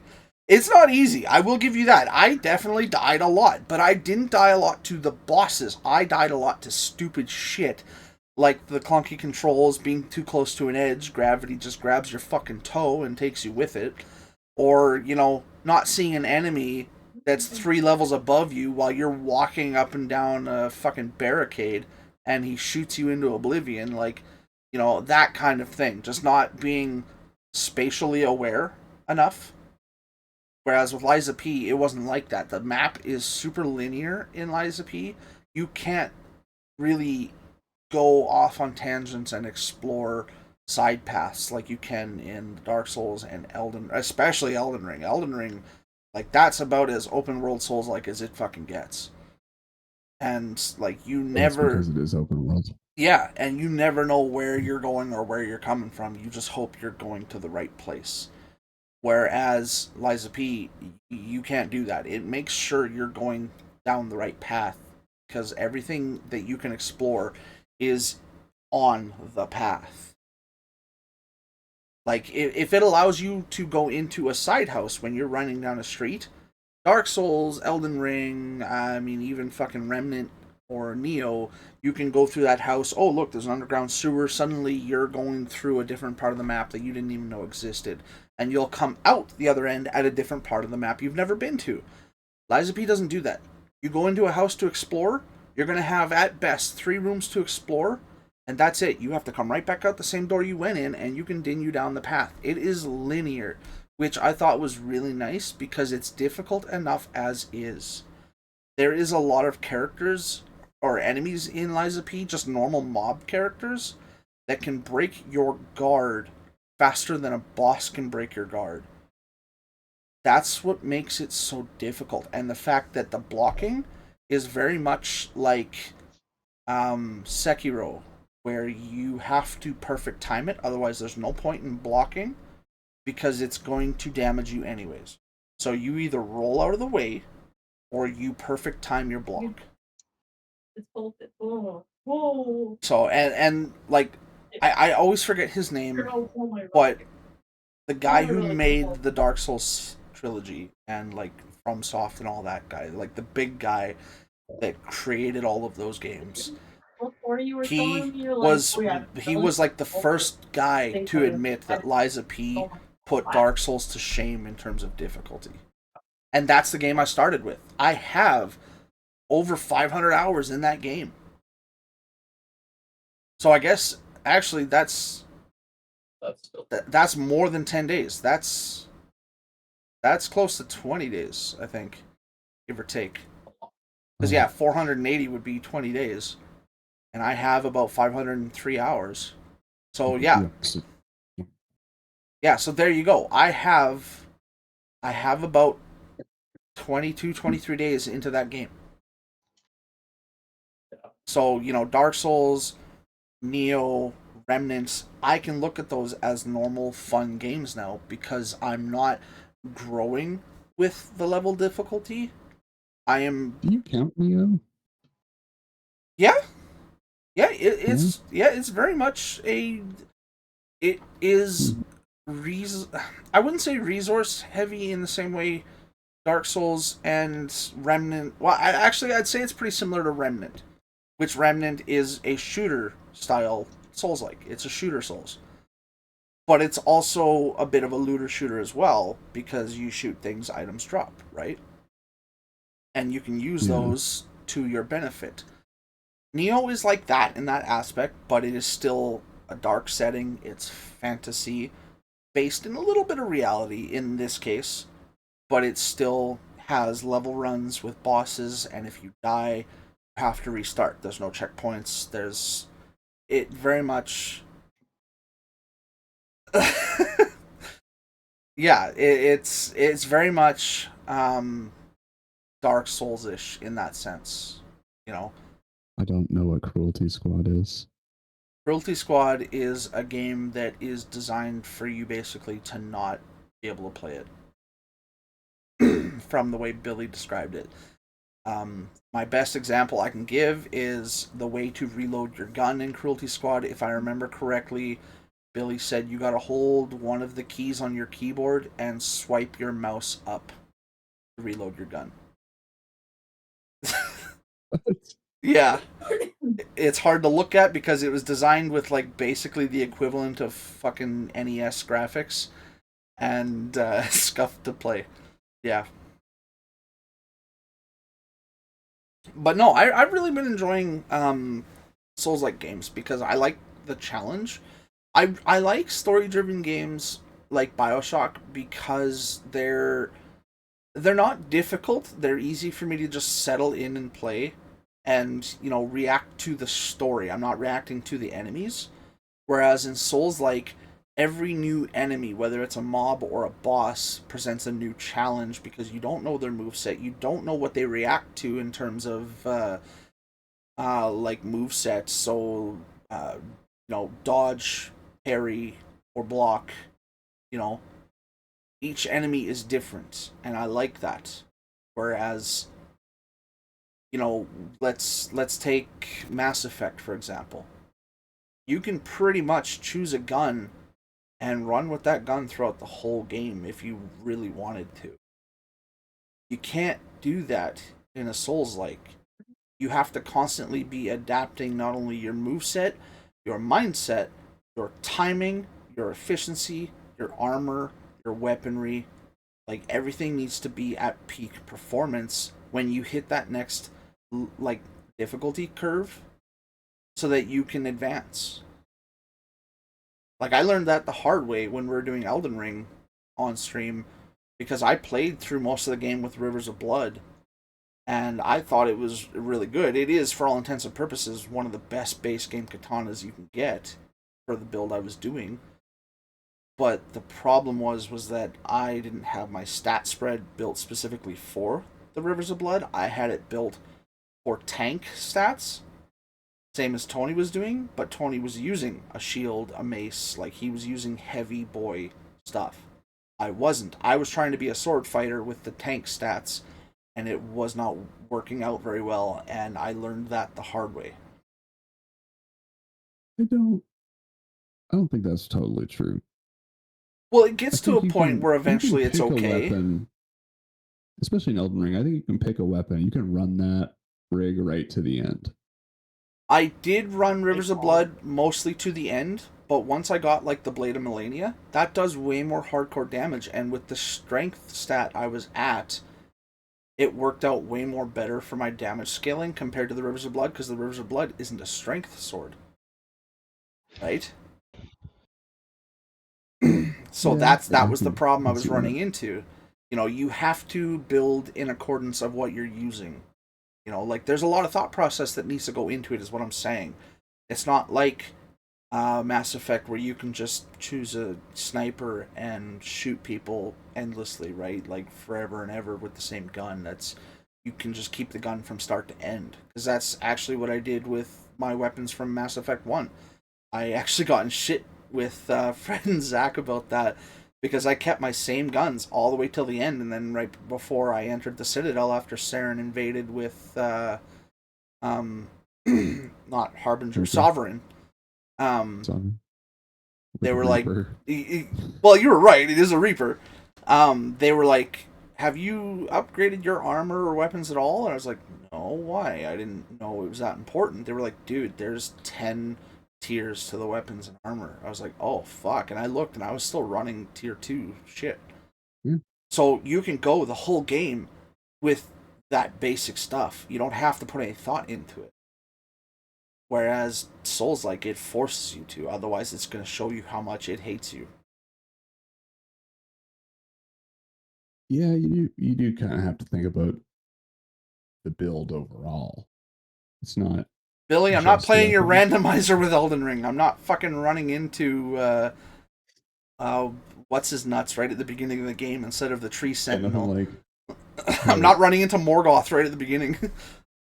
before you even enter the game, you create your character and you have to fight the no-win boss. Yeah. You can beat that boss.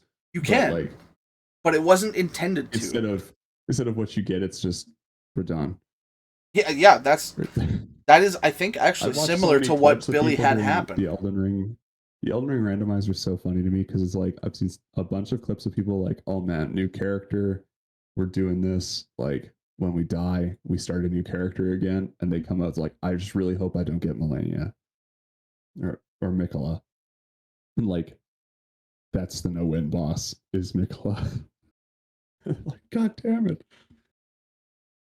The retch runs when they do that, and all you have is the club. Okay, Billy. Now I know you. Billy. Now I know you're just fucking gaslighting people. You son of a bitch. You know what you're doing. You can clear any Souls-like game with the gear you start with. Yeah, no, he's right. He's right, but what he is 1000% gaslighting is the fact that he confidently said it doesn't make it much harder. It does. No, it doesn't, because you just have to change how you play. Right there, you have to change how you play, and it streamlines your resource requirements because as you're only using base gear. The fact that you have to change how you play right there, though, is the challenge it's presenting. If you're choosing to do that, the challenge it's presenting is going to show you either get better gear and weaponry to make your life a little bit easier, or this game is about to become very difficult. Lies of P, it doesn't even give a fuck about that. If you do not upgrade your weapons and armor, it will just one-tap you.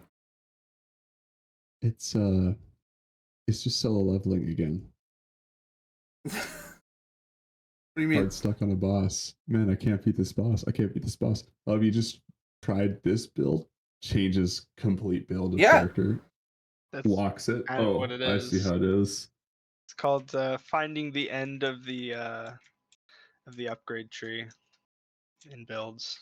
You want to find the top, because once you have that, then you can do everything with relative ease within a fairly oddly enough, in solo leveling, I was nowhere near the end of my tree. Elementalists just they really should have nerfed that class. And you know what? I don't think they have yet. I think it's still. I can attest to that. I've got 150 hours in the game now, and I can attest to the fact that I'm level 62, and I've been running the level 71 Redgate dungeon for quite a while now.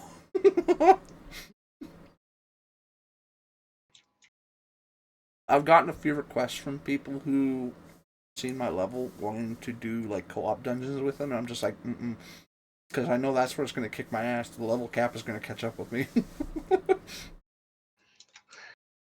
Yeah, it'll be. The co-op in that game is not conducive. It is per player. Yeah, it's like per player. It scales with.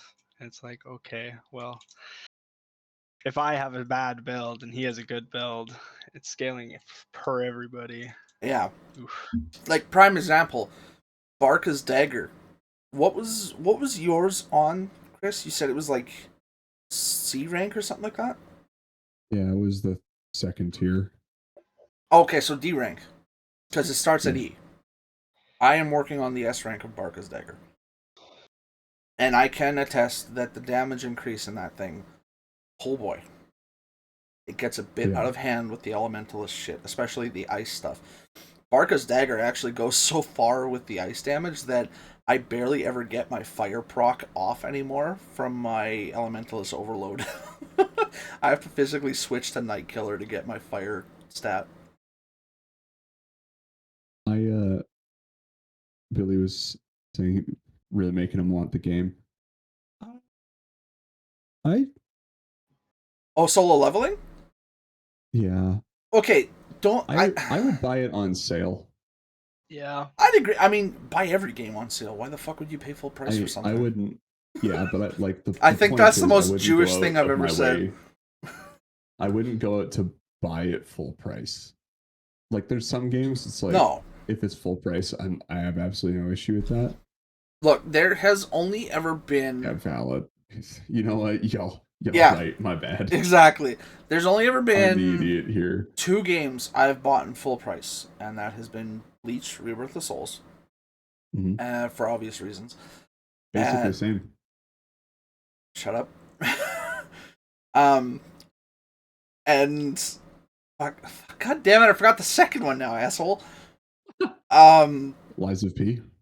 Thank you. Yes, actually it was. It was Lies of P. Because you had it on Game Pass and then you didn't have it on Game Pass anymore.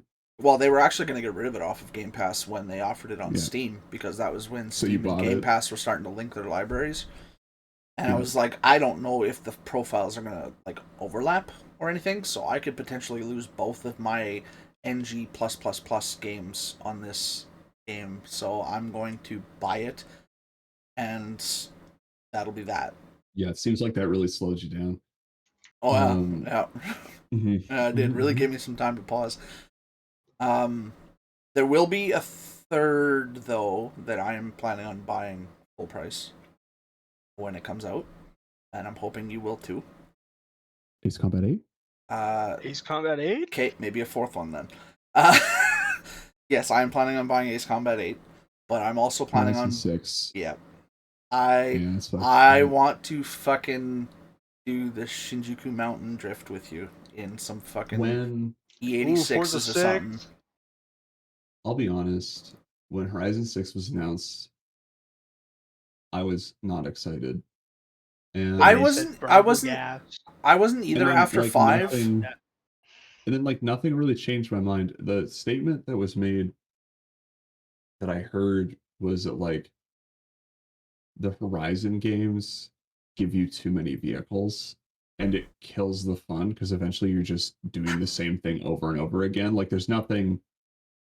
Tell me that was not a car enthusiast without telling me that was not a car enthusiast.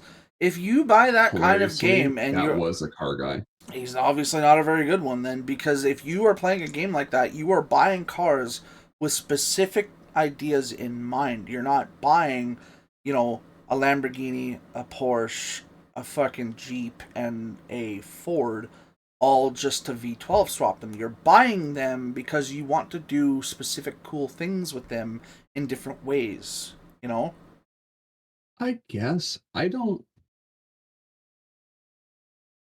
I get it because like I enjoy cars thoroughly. I don't want to play a game where I have like, yeah, we're just gonna give you 50, but you're only ever gonna really like. Here's the thing: racing games to me are fun when you focus on a car for a period of time, and then it goes, okay, here's the next thing you need to do. So to do that, you need to buy a different car. And we're going to focus on that car for a period of time. So it lets you actually enjoy the cars. And then, sometimes you're like, man, I wish I'd bought this car instead of this car, but I couldn't at the time. And then later in the game, you go back, you buy that car, and you mess around with it for a bit. You have fun, and you do your things with that. And then you like, there was another car I really wanted, and you can do that. Like the Need for Speed games are really good for that. Like Forza Motorsport is really good for that because like every time you enter into a new championship in like the motorsport games, you have to pick a car to enter with, and you can upgrade it while you run through the races. So you have like you're forced to dedicate time to a vehicle, and you can play with it to the most of your enjoyment. The Horizon games do that, but when that ends, you're just left with this giant pile of cars. And like to a certain extent, not all of them do I want. Like I'd rather have the money instead, which you can sell cars, and I get that. But like, I guess it's like choice paralysis, where it's like there's so many that I don't want any of them. And does that make sense? It does, but I struggle and like to understand. 9 times out of 10 you get a new car, and it's like you just do the same thing to it because it's the only way the car feels it gives you the option to, but you don't have to. Though is the point, and the fact that that's what these people are basing it on is what makes it such a downfall. Because like, let's go back to Forza, like Horizon 3 for a minute. Like in Australia, that was the one I got into and put the most time into. That one was really good. I have close to 80 different cars. I have each one customized for a different thing. The biggest downfall Horizon players have is they think every one of their cars has to go fast. No, it does not. Just because it can, it doesn't mean it needs to. Otherwise, you are literally creating that stereotype of every car is cut and dry the same, just with a different logo. I have a Ford Crown Victoria from the Police Interceptor package that you could buy as a DLC. I have that thing actually colored and designed the same way my Crown Vic was in real life, which was by no means, super fast or anything. but that's how I have it looking.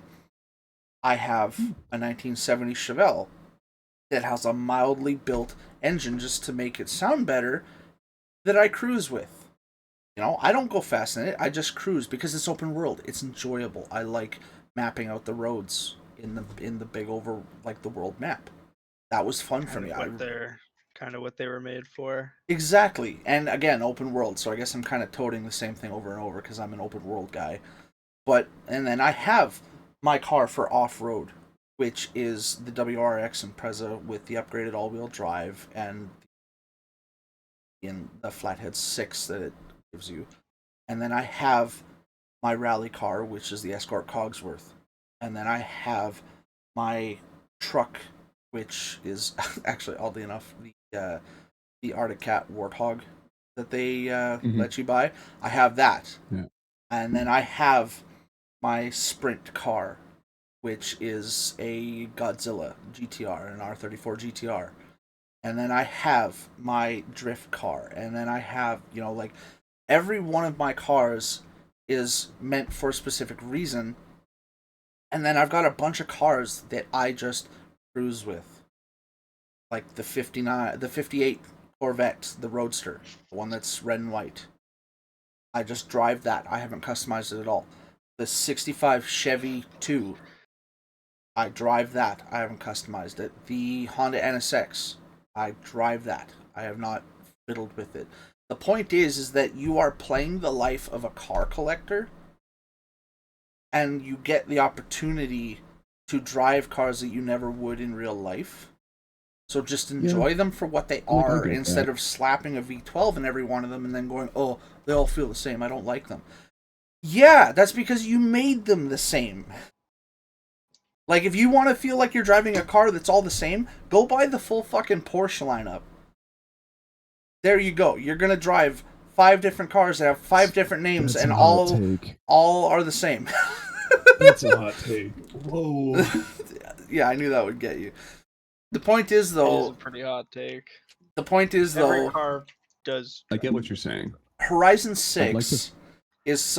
I don't know if they're still doing it or not, but they were talking about taking away the season system that 4 put in place. A lot of people hated that. God. And that was actually why I fell off of it, was because of the season thing. You know what? I didn't hate the season thing. You want to know what I hated about it? You couldn't pick a season. Yeah. Yeah. Let me pick a season. That was why I fell off of it, was because every time I jumped on, it was winter.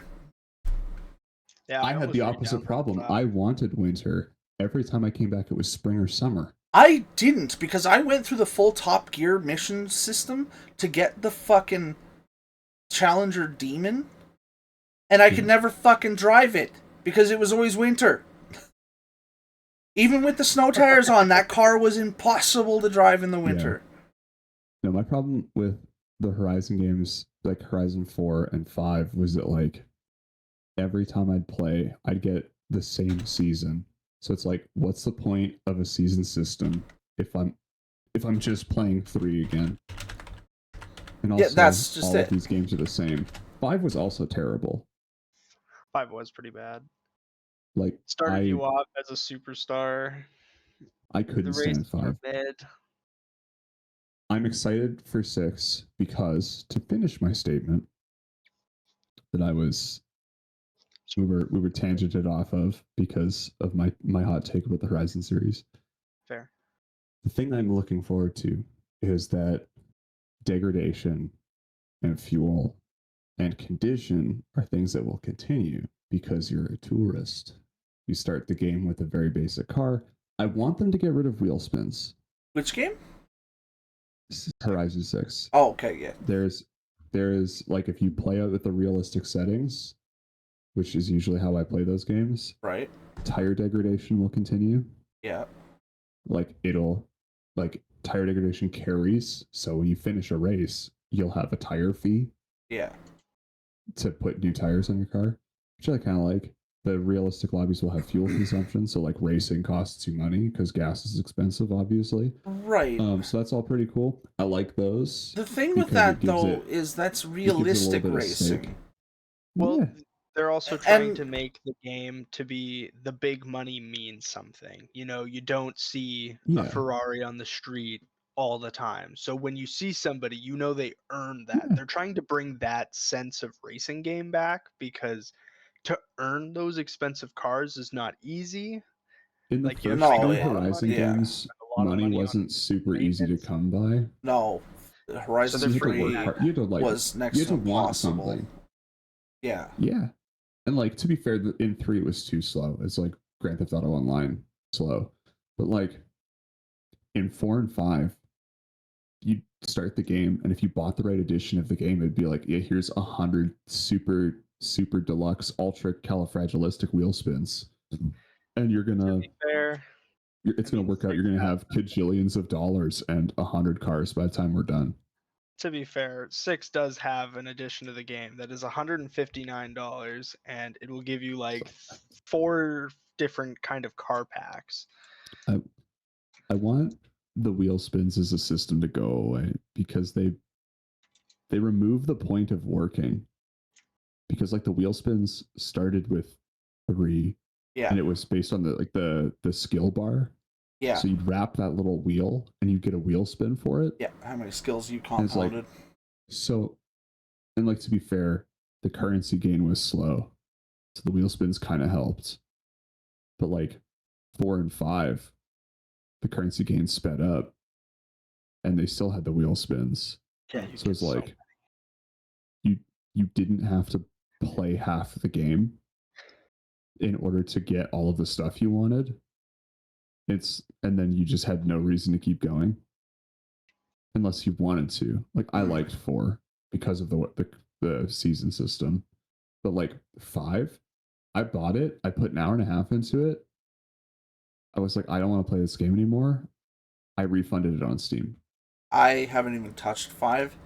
It's not worth it. I just looked. Don't bother. Apparently the official decision was made a little while ago. 6 is going to have weekly season changes in the game, and they are going to have as well a section of the game that is a permanent snowy area. Yeah, that makes sense. I mean, that does make sense. It's the Alpine region. Yeah, I get it. But they're still going to do the weekly season change.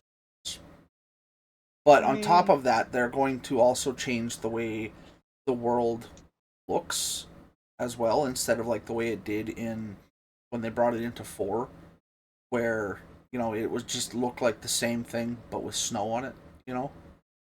They are going to apparently change the foliage, the crops, the soundscapes. Like, they're changing the effect the world will have in the game every time a season changes. Yeah. I have a hard time paying $90 for an open world racing game. I think it would be one of those games, kind of a copy of the last 2. I think it's going to be one of those games where it would be really cool to play simply because it's in Tokyo, and a lot of, you know, movie and car enthusiasts are going to get to live out their fantasy of Tokyo Drift or like Initial D or whatever. But I'll be playing it. After a few hours, it's going to be like, oh, now I regret buying this because it's boring. Yeah, I mean, they literally have a car pack for the Initial D car, I'm pretty sure. Yeah, like I don't know if you want to fact check that, but I'm pretty sure that's what I'd seen. I don't. I'm in the middle of a submission doubles. The Horizon games just don't slap for me. Well, see, and I really I enjoy them.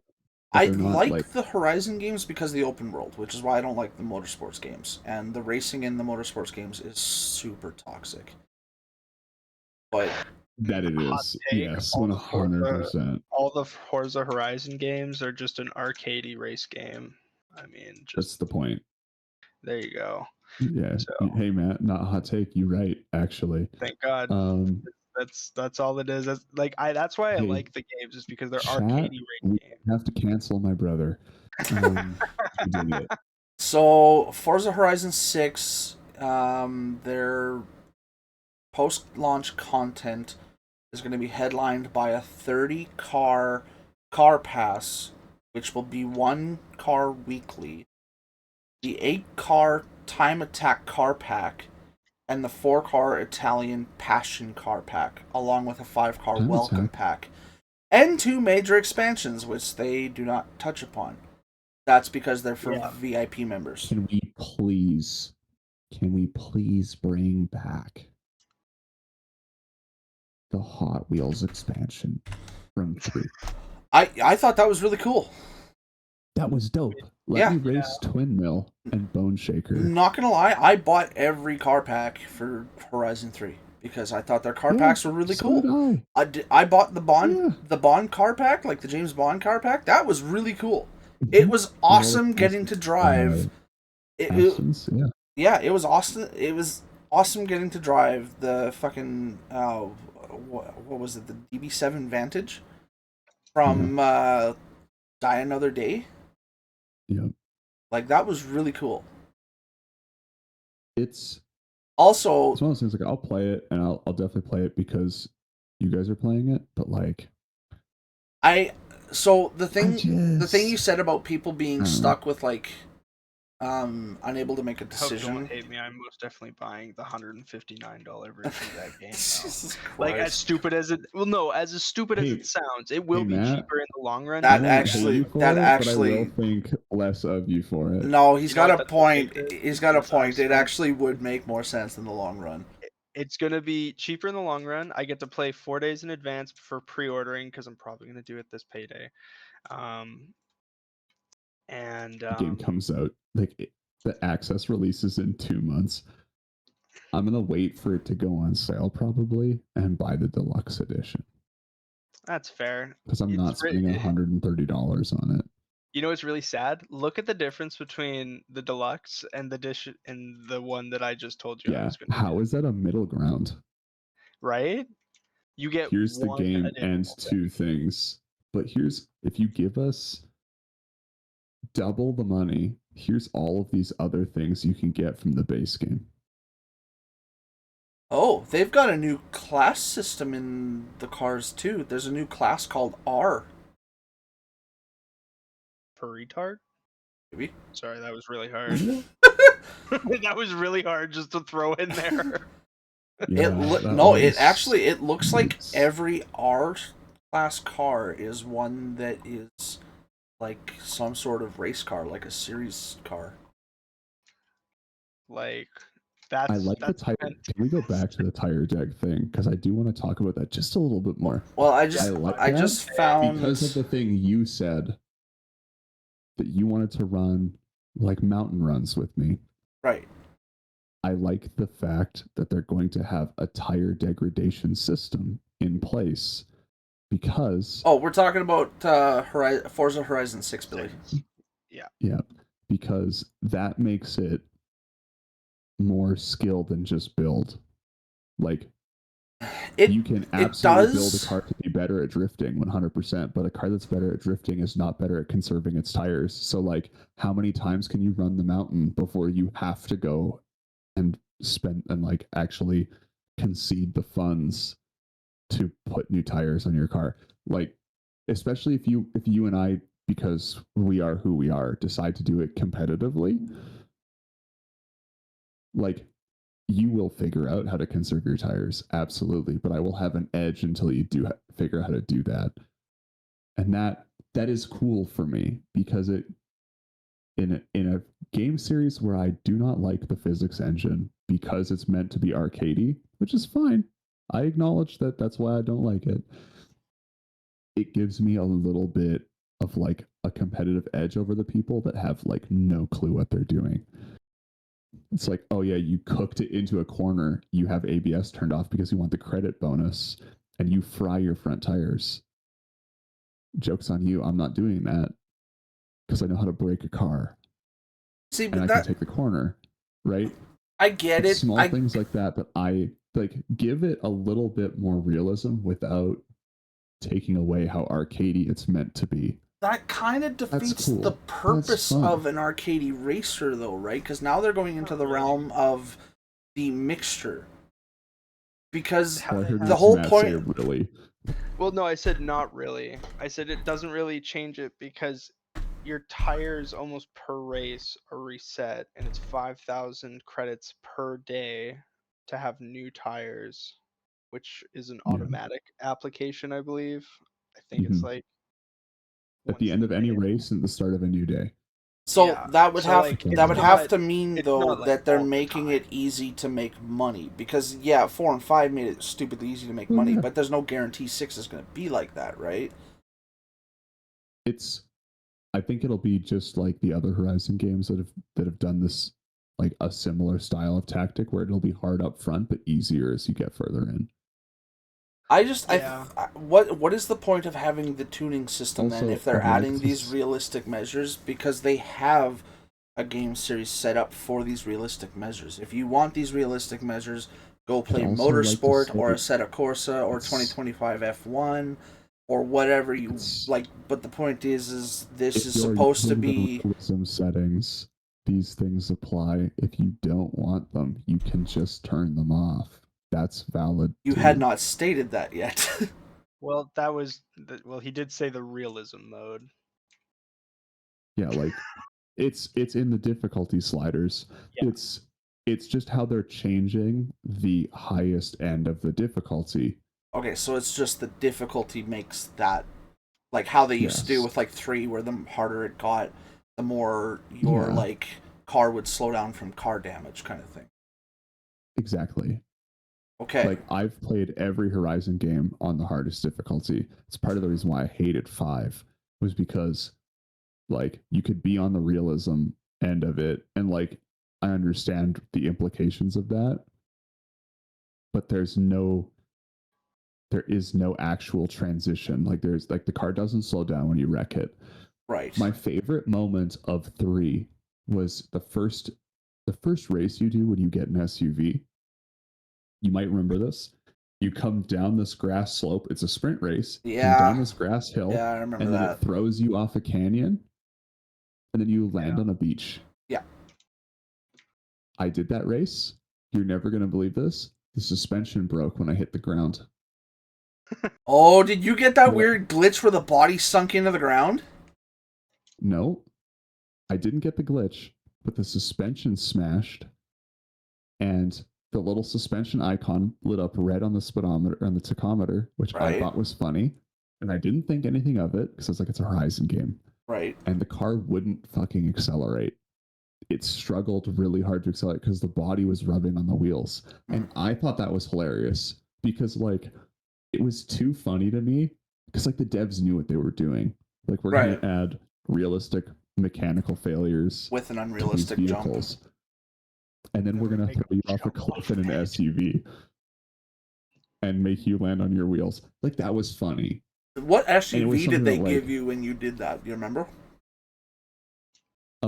I think of the 3 that you could pick, I chose the Range Rover. I chose the fucking So I Grand picked the- Cherokee. I picked like the heaviest one. I chose the And the one slowest that- one. And the one that is not meant to be jumped. You think a Grand Because I Cherokee's was meant like- to be jumped like that? Yeah, sure it is. That's what they I don't you think can- anything's. you can do I don't think anything any the vehicle's meant to be commercials jumped tell like you that. can do. Yeah. Well, then I want my Mhm. trunk monkey.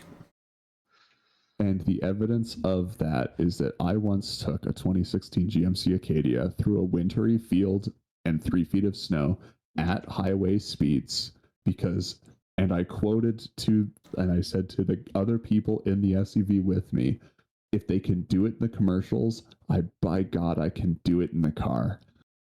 And I put that thing in the manual mode. I turned us off of the road access because I was like, we have to get from here to here, like a straight line. Right. And it was like drive out to the highway, down the highway, back Huh? into the where this reception was from this like the wake was after the funeral ceremony, Right. funeral service. So I drove out and I was like, guys, there's a turnoff into the field here. And they're like, boys, are we fielding it? And my one buddy was like, I don't think we can do that. And I was like, listen, I've seen the GMC Acadia, like not trailers, but advertisements. The commercials. The commercials, they're running it through a field and they get the scenic snow swirl on the front tire. I was like, we could do that for sure. And I sent it at 160 kilometers an hour on the chip. And we were all laughing right up until we hit the snow median in the center of it, and the SUV physically dropped a foot because it was a raised edge that we couldn't see. And we go clipping across this field, and I'm like, this is awesome. We got the tunes cranked. We're all laughing. My buddy's little brother's sitting on the floor because we didn't have enough seats. And then suddenly, all I hear is the engine go, wop, wop, wop, wop, wop. And I look down, I'm like, that's weird. And then wham! And it stabilizes back out, and we keep flying, and his head hit the roof. And I was crying, laughing, and then we got close to the end and realized we couldn't find the exit because they had bermed up the snow around the edge of the road. No. And so like full farm boy mode, I'm like, all right, we can't stop because if we stop, we're stuck. Like the Acadia is built on a truck chassis, but we are not getting out of here if we stop. It's built on a truck chassis, but we are not a truck. And it has all-terrain tires, but they're not good. So I turned traction control off. We start slowing down. I start dropping gears, and I proceed to slide us around the outskirts of this field until we can find like exposed curb. And then I hopped the curb onto the street, and we peeled towards the hotel that the wake was being held in. And I was like, we almost didn't make that one. And they were all like, what? And I was like, if we had not found a way out, I would have been calling my father to tell him that I'm leaving his SUV in Alberta. 6 hours from home. You would not have good. You would not have lived to see another day. Yeah, it was good. And then we got back, and he asked me what happened to the mud flaps on the back of his SUV because they were not there. Not present. It had them when we left. It did not have them when we came back. And he was like, this is a lease, right? I don't know what that means. And he goes, it has to be in the same condition it was when I bought it, when I return it. And I went, it didn't have mud flaps when you bought it. He went, no, I'm pretty sure they have pictures. I went, do you have pictures? He went, no. I went, they don't have pictures. I'm pretty sure this is how we bought it. And how did that go? And you know what? He went with it. And a year and a half later, when he returned it to the dealer, they didn't ding him. They had no clue. So score one for the big guy right here, because I absolutely gaslit Grandpa Steve into believing that. It was too funny. The fact that you got away with so much of this shit makes me question how you're still alive. Father. Yeah, I know. So yeah, that was like the most Horizon thing I've ever done in real life. But I am excited for 6. After seeing a little bit more, because Matt's been jamming TikToks about it down my throat. Dude, the Gundam trailer for it looks fucking amazing. It does look funny. I had so many people send me that, and I was like, it's a Horizon game. Why do I care? And I watched it, and I was like, hey, okay, this is cool. They also did do little step-ups in the graphics that make it look really... That's true. I want them... I really hope they work... Like, they put more time into the audio engine. That's the one thing that the Horizon games have always bothered me about, is that, like, there's, like, 4 engine sounds for all of the vehicles. It got better with 4 and 5. Like the Porsches sound like Porsches, and the V8s sound rumbly, and they... Like, but the thing that... I don't know about Horizon 5, but the thing that Horizon 4 did that was really the only difference between 3 and 4, like, as you know, 3 had like 4 or 5 different engine sound samples that they went with. 4, all they did was up the sound samples to Ford sounds like Ford, Chev sounds like Chev, Porsche sounds like Porsche, Ferrari sounds like Ferrari. Like, with 4, they also added independent engine sounds for the swap options. Well, yeah. So there was effects for your aspiration, and then the swaps all sounded different, which was nice. Because it's like, okay, I put an inline 5 in a Golf. It sounds like it's got an inline 5. I'll take that win. Because that's better than it was in the last game. Right. The only other reason why I'm seriously considering 6 is because it's been so long since I bought one. it became kind of like Call of Duty did.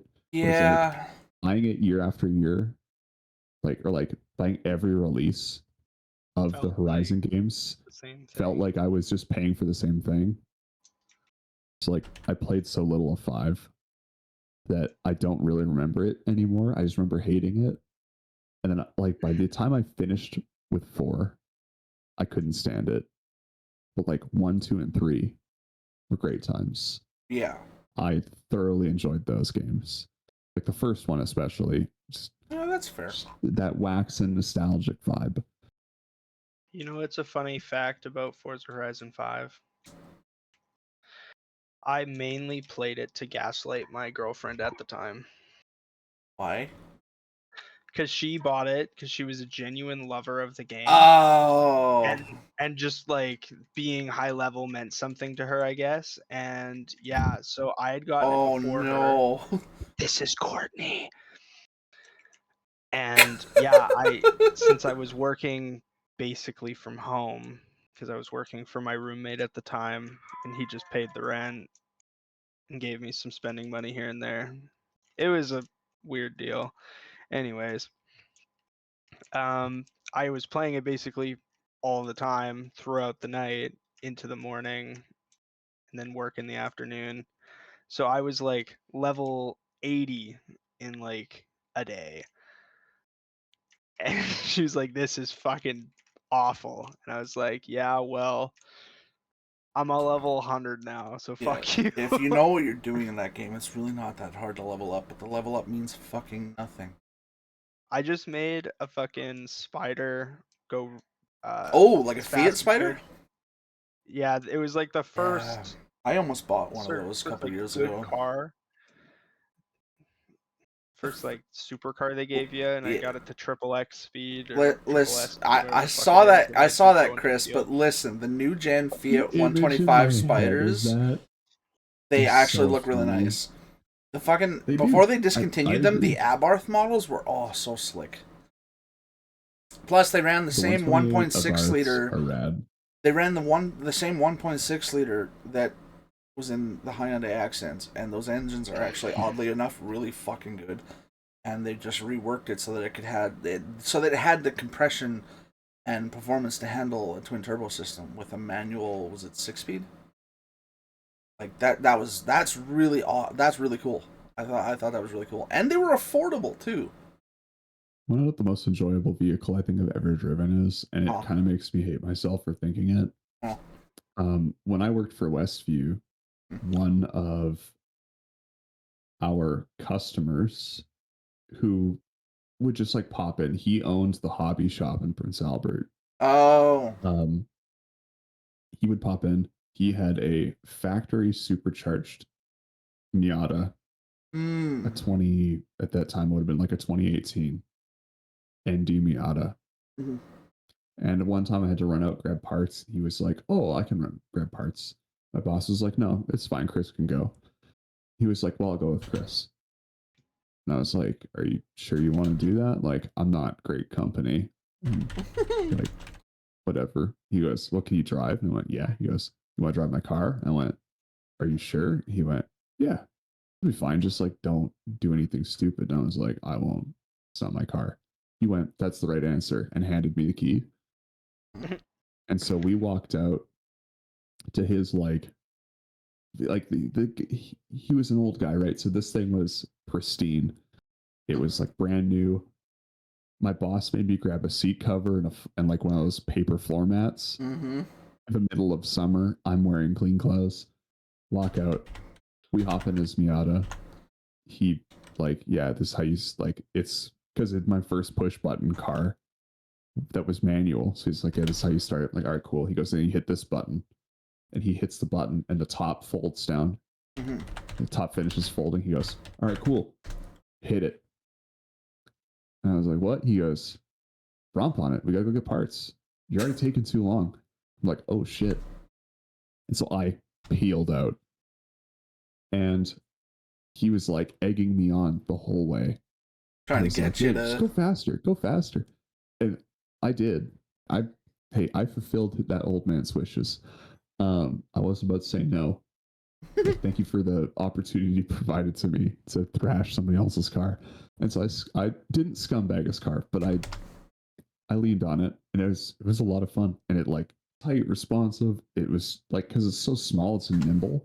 So like cutting up through traffic in Prince Albert. It was just dumb, simple fun. I'd never owned one because I hate Miatas, but like it was a good car to just vibe and drive. Yeah. For a very limited window of time. Just to get to experience it, it was worth it. Yeah. Oddly enough, maybe appreciate my truck. Oddly enough, like the Miata with the seat cranked all the way back was still too small for me. One of the coolest but also funniest cars I've ever driven before was, and this is going to sound hilarious because I've driven a lot of classics and antiques, and but it was my uncle's like Eddie's. He had a '97 Buick Park Avenue Ultra, 3.8 liter, blueprinted, supercharged. I watched him. He was angry one time. I don't know about what or why, but I watched him go down our street. He forgot something, and we were on Olmsted, so that's not a long street. That's literally like an eighth of a mile. And so from our front balcony on our house, you could see from end to end on the street. We watched him pull out of the driveway, street, turn around, like do a U-turn, going 60, and come right back. And that fucking car, like, was screaming the whole way. And he let me drive it once, and I went all the way down Fairlight, because you know how straight that road is and how long that road is. From the lights at Homestead and Fairlight, before we stopped after the curve, I had gone from 0 excess of the speed limit by about 4 times, and back to 0. Not stating the number for legal reasons. Let's just say if you know the speed limit of that road in excess of the speed limit by 4 times, that is... I know that. That is a lot. A bit. The next time I went down that road that fast was in my father's 2005 Dodge Durango with the Hemi. And then the next time after that was when I finally had my own vehicle, my 96 Crown Vic that I had thrown that Mustang engine into, and did not take into account that speed over that number, which was $100 speed. Car that heavy starts to vibrate in very negative ways. And I got scared for my life. We also did that once. Matt, do you remember? Polara, baby. Yeah. Did you know that a 67 Polara is actually capable of hitting 200 kilometers an hour? We learned. That is so terrifying. This was the day we discovered that my car was slow.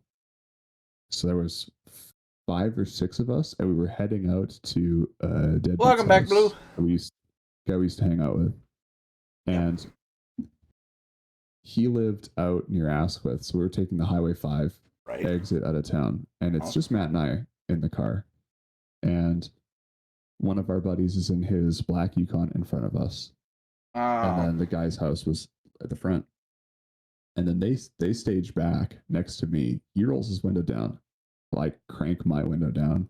He goes, "Hey, we're gonna book it. Get ready to go." And I went, "All right, I'm gonna smoke you idiots." Hell yeah. And so I hear both of them drop a gear. I drop a gear. Player is ready to rock. It was not. And I hear horn go off 3 times. I go on 2 because fuck them. I know where we're going. I get about 3 car lengths in front of them, and I shift the car into third. And I'm like, hell yeah, we're cooking. At this point, speedometer's at 80 miles an hour. And they both walk past me. And I keep my foot in it, and this 318 is a screaming. And Matt and I are both laughing. And then the car starts to shake, and I look down, and we're doing 110 miles an hour. And I'm like, oh, uh-oh. And then the other two are we're starting to catch them because they've hit the limiter of their vehicles. So now we're catching them in a 7,000-pound boat, and the wheel is like hammering back and forth. The car is shaking physically as it flies down the road. Highway 5, when you exit Saskatoon city limits, goes from 2 lanes to 1. Mm-hmm. And there's a car turning around in front of us. And I'm like, I need to start slowing down because we're going to hit them. They're now in the only lane. And this is bad. So I let off the throttle. We listened to the nastiest backfires that car has ever put out. Probably straight through the fuel bowl. Not important. It stays running. And I'm like, okay, cool. I'm gonna touch the brakes now.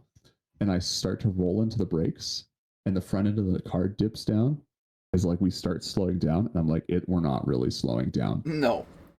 We are peeling whatever's left of these drums out.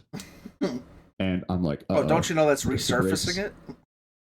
Push the brakes in further. The front end of this car has to be like an inch off the ground at this point. Like the bumper is about to scrape. And we hit a bump, and the whole car unsettles, and the front end comes down, and the front tires lock. Oh. And then I look down, we are doing 90 miles an hour straight towards the ditch. And I'm like, no. How am I going to explain to Dad that I rolled a 60s car with my brother in it? We only got waist belts on. Hey, let's be realistic. It's a car in the 60s. There was no safety features. You wouldn't have had to do much explaining because you wouldn't have survived.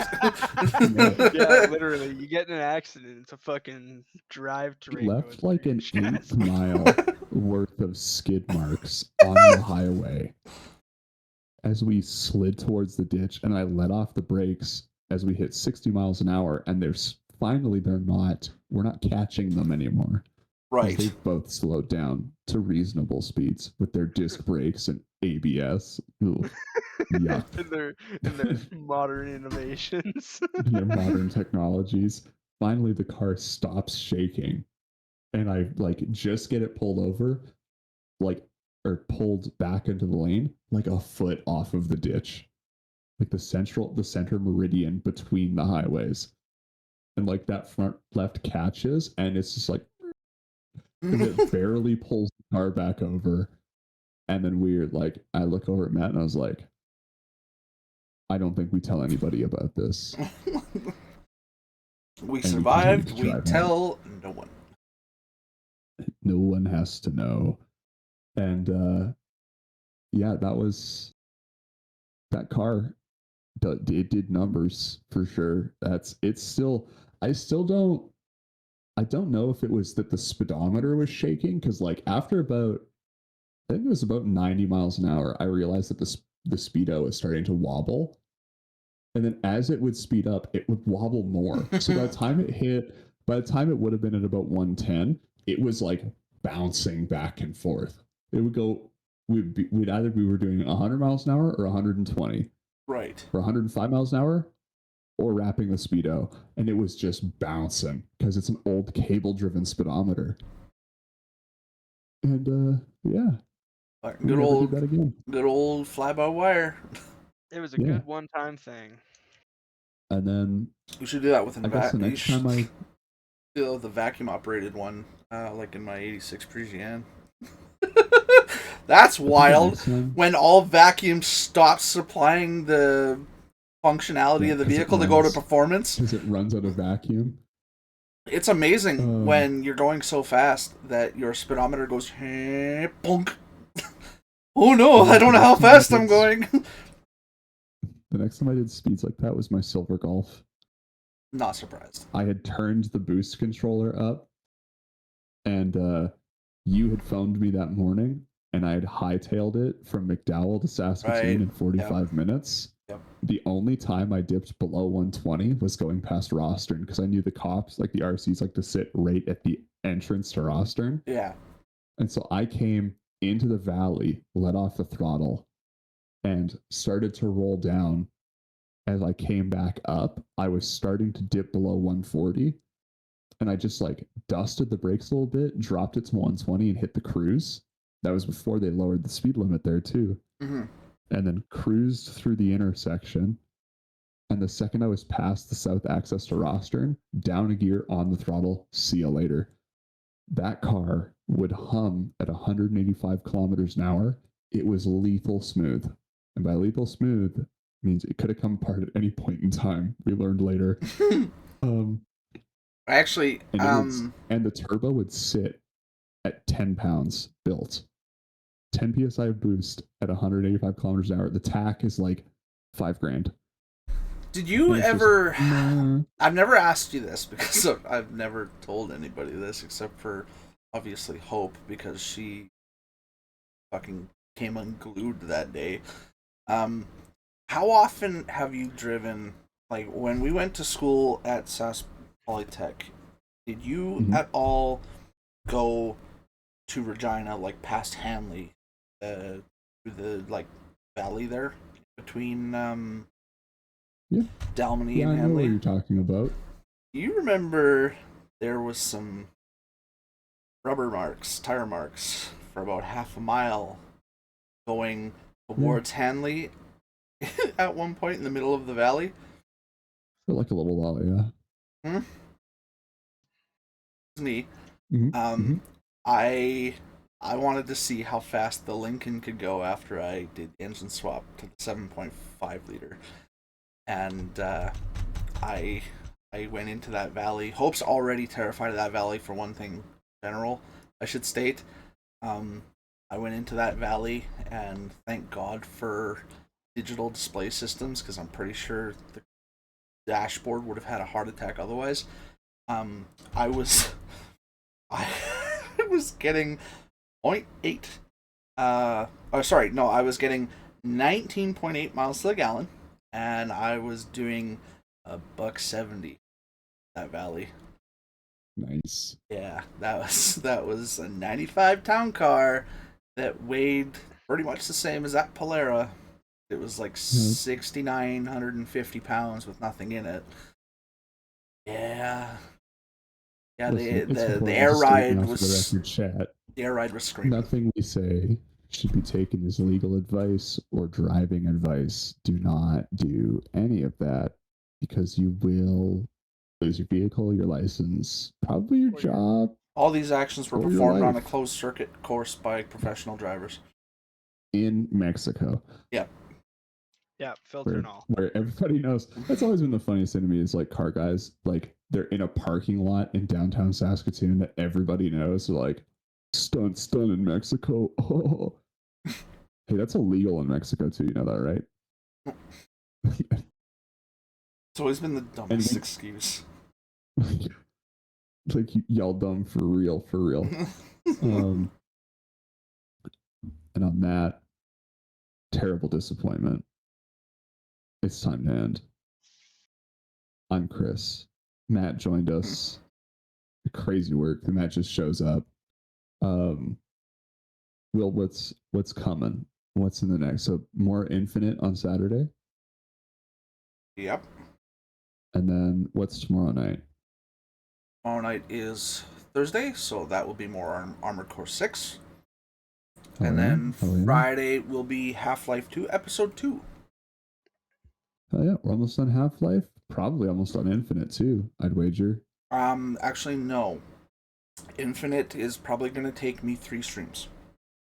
I'm about a third of the way through Infinite. There is 40 chapters in the game. I am currently sitting at 40? I'm sitting at chapter 13. So I'm going to do another 13 to 15 chapters on Saturday. And then the following Saturday, I'll do the other, 12 to 13 chapters and finish it off. The game's so peak, I didn't realize it was that long. Oh, it's so good, though. Damn. Honestly. The length doesn't even bother me at all. It's a phenomenal game. It is. Yeah. You can catch all live action right here, twitch.tv/Sergeant98. Sergeant Cobra 98. Jesus. Sergeant 98. We're changing the name. Gotta rebrand now. Twitch.tv/StarJacob98. And we'll catch you next time. I love you. Bye. Love you. Bye. Bye.